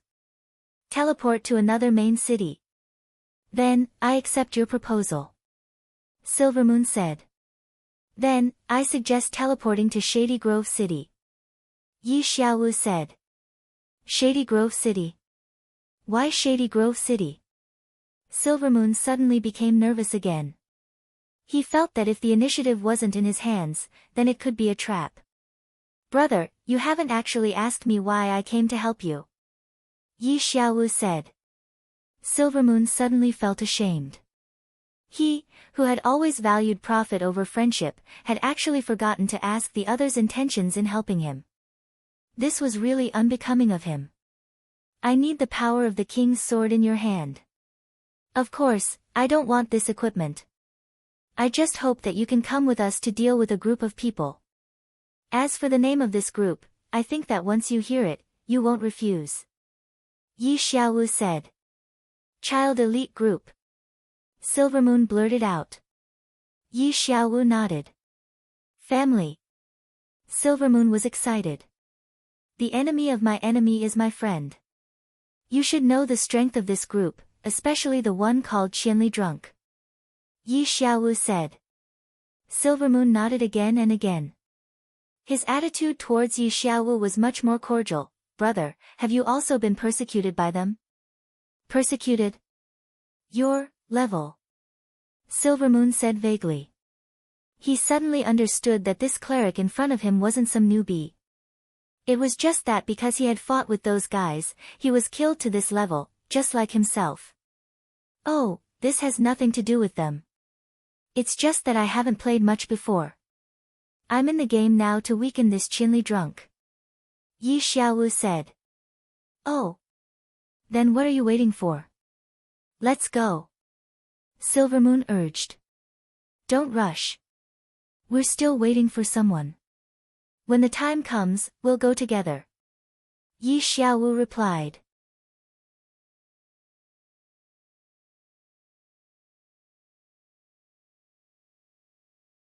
Chapter 546. Who is it? Silvermoon's sharp nerves suddenly tensed up again. This guy was already in this state, but he still hoped that the situation was under his control. He panicked at the slightest accident. He was really asking for trouble. Relatives.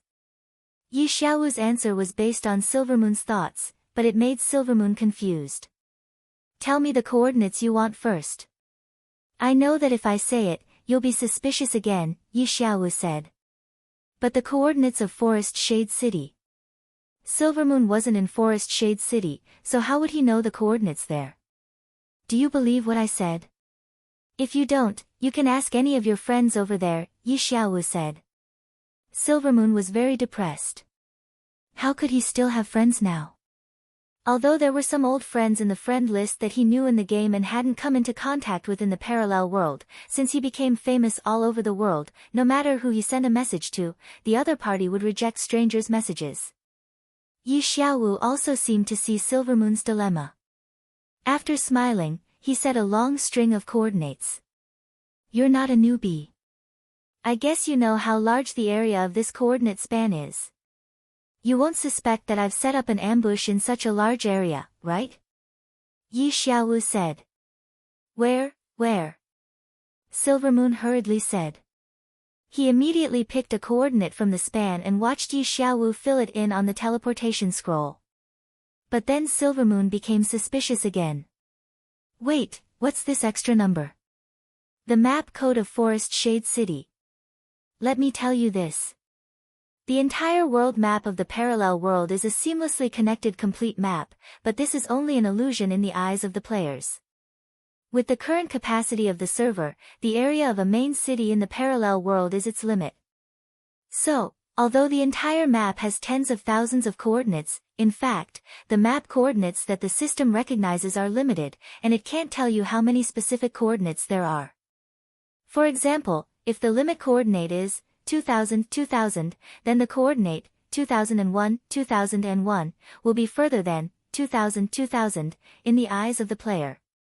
However, in the system's calculations, the coordinate 2001, 2001 doesn't exist. At this time, the system will recognize the coordinate as 1, 1, and the coordinate will cycle in units of 2000. The reason why there was no repetition was because every map had a code. As long as this code was added, the system's coordinate calculation would not go wrong. The group of extra numbers you see now is the code of Forest Shade City. If you don't write this group of codes, the system will default to the code of the current map when teleporting. That is to say, the coordinates of Forest Shade City are filled in, but in fact, they will arrive at a certain coordinate of Baishur City after the law of circulation. Do you understand? Silvermoon's jaw dropped. I've never heard of any laws, and I've never heard of a map code. According to what you're saying, if you don't know this code, then it's impossible to use the scroll to teleport between cities? Yi Xiaowu shook his head. It seems that you really haven't used a teleportation scroll. Generally, when players teleport between major cities, they take the scroll to the location they need to teleport to and record the coordinates.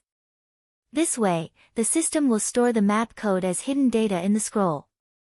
After that, no matter where you use it to teleport, you will naturally enter the calculation of the coordinates of the map. And you know what this code is, so you don't need to use it this way. That's right. Who the hell are you? Silvermoon was shocked. This guy had just said a lot of nonsense about the map coordinates.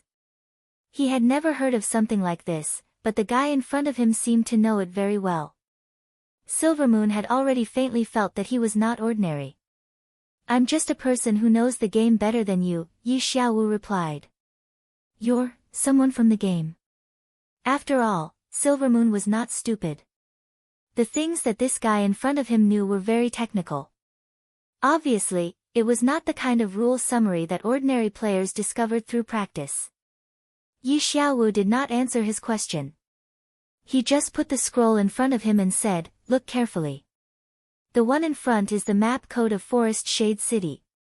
The coordinates behind are the ones that you just chose. Silvermoon knew that he was changing the topic, so he did not insist on asking. After looking at the coordinates again, he suddenly said, then why hasn't the person we're waiting for come yet? Silvermoon was anxious again. If they didn't come for a long time, what if they arranged an ambush at this coordinate? Could it be that this person was a decoy? deliberately stalling for time. Was this guy's big pile of things real or fake? Silvermoon's head was about to bleed when he heard the guy say, "He's here." Silvermoon looked in the direction he was looking at. A person walked in from the gate of the night camp. Silvermoon looked at this person and was shocked. "It's you." The person clearly saw Silvermoon, but his eyes quickly turned to Yi Xiaowu who was beside him. "You guys." Silvermoon took 2 steps back and pulled away from Yi Xiaowu. This was because he had seen this person who had just come in. It was a thief who had besieged him with Yun Zhongmu. He had done his best to run naked and spray saliva. "Oh. You guys know each other?" Although Yi Xiaowu was aware of Silvermoon's situation, he didn't know much about Silvermoon's enemies in such a short time. "You guys are together," Silvermoon said hatefully. The new thief looked at Yi Xiaowu as if waiting for his reply. Yi Xiaowu looked at the two of them. "Do you guys have a grudge?" The thief looked at Silvermoon. "I'm just doing things for the guild." Silvermoon furrowed her brows. From the looks of it, this guy seemed to have been invited by the priest just like her. But why would it be him? Was this person some kind of extraordinary person? Silvermoon basically recognized all of the experts in Cloud Zhonghua's group, but she had never seen this person before. Silvermoon had always treated him as a small fry, but because this fella had always been at the front lines when they were ganged up on the last few times, Silvermoon remembered his face. "The reason I invited you two is actually the same," Yi Xiaowu said. Silvermoon's heart moved. "You have a grudge with the child elite group?" Logically speaking, Yun Zhongmu's people shouldn't have a grudge with them. Silvermoon felt that this was strange. "I'm called Non-Smiler," the thief replied. Silvermoon immediately understood. This motherfucker was also a scum. He was the first person that Qianli had killed in a drunken stupor. Moreover, when he had been killed, Qianli hadn't revealed himself and was still wearing his 27,149 avatar. Speaking of which, if this guy hadn't been killed, Qianli wouldn't have run to Moonlit Night City. If that scourge hadn't run to Moonlit Night City, Silvermoon wouldn't have fallen to such a sad state. When she thought of this, Silvermoon suddenly wanted to fiercely punch him. "Alright, I think we should first leave this place and then talk." Yi Xiaowu discovered that as Non-Smiler came into contact with the two of them, more and more doubtful gazes were directed at them. "How do we leave?" Non-Smiler asked. As someone who had participated in killing Silvermoon, he was even more clear on how desperate the ambush outside was. "Teleport. You two stand over here." Yi Xiaowu opened a teleport scroll. Of course, Non-Smiler didn't have any concerns and immediately walked over. Silvermoon was secretive and hesitant, but in the end, he made up his mind. He had gambled so many times, it wouldn't make a difference this time. He gritted his teeth and stood over. The scroll fell to the ground, and the white light of the teleport formation instantly carved rune lines on the ground. Many players with slow reactions didn't realize what had happened. A white pillar of light rose up, and the 3 people who had just been there disappeared.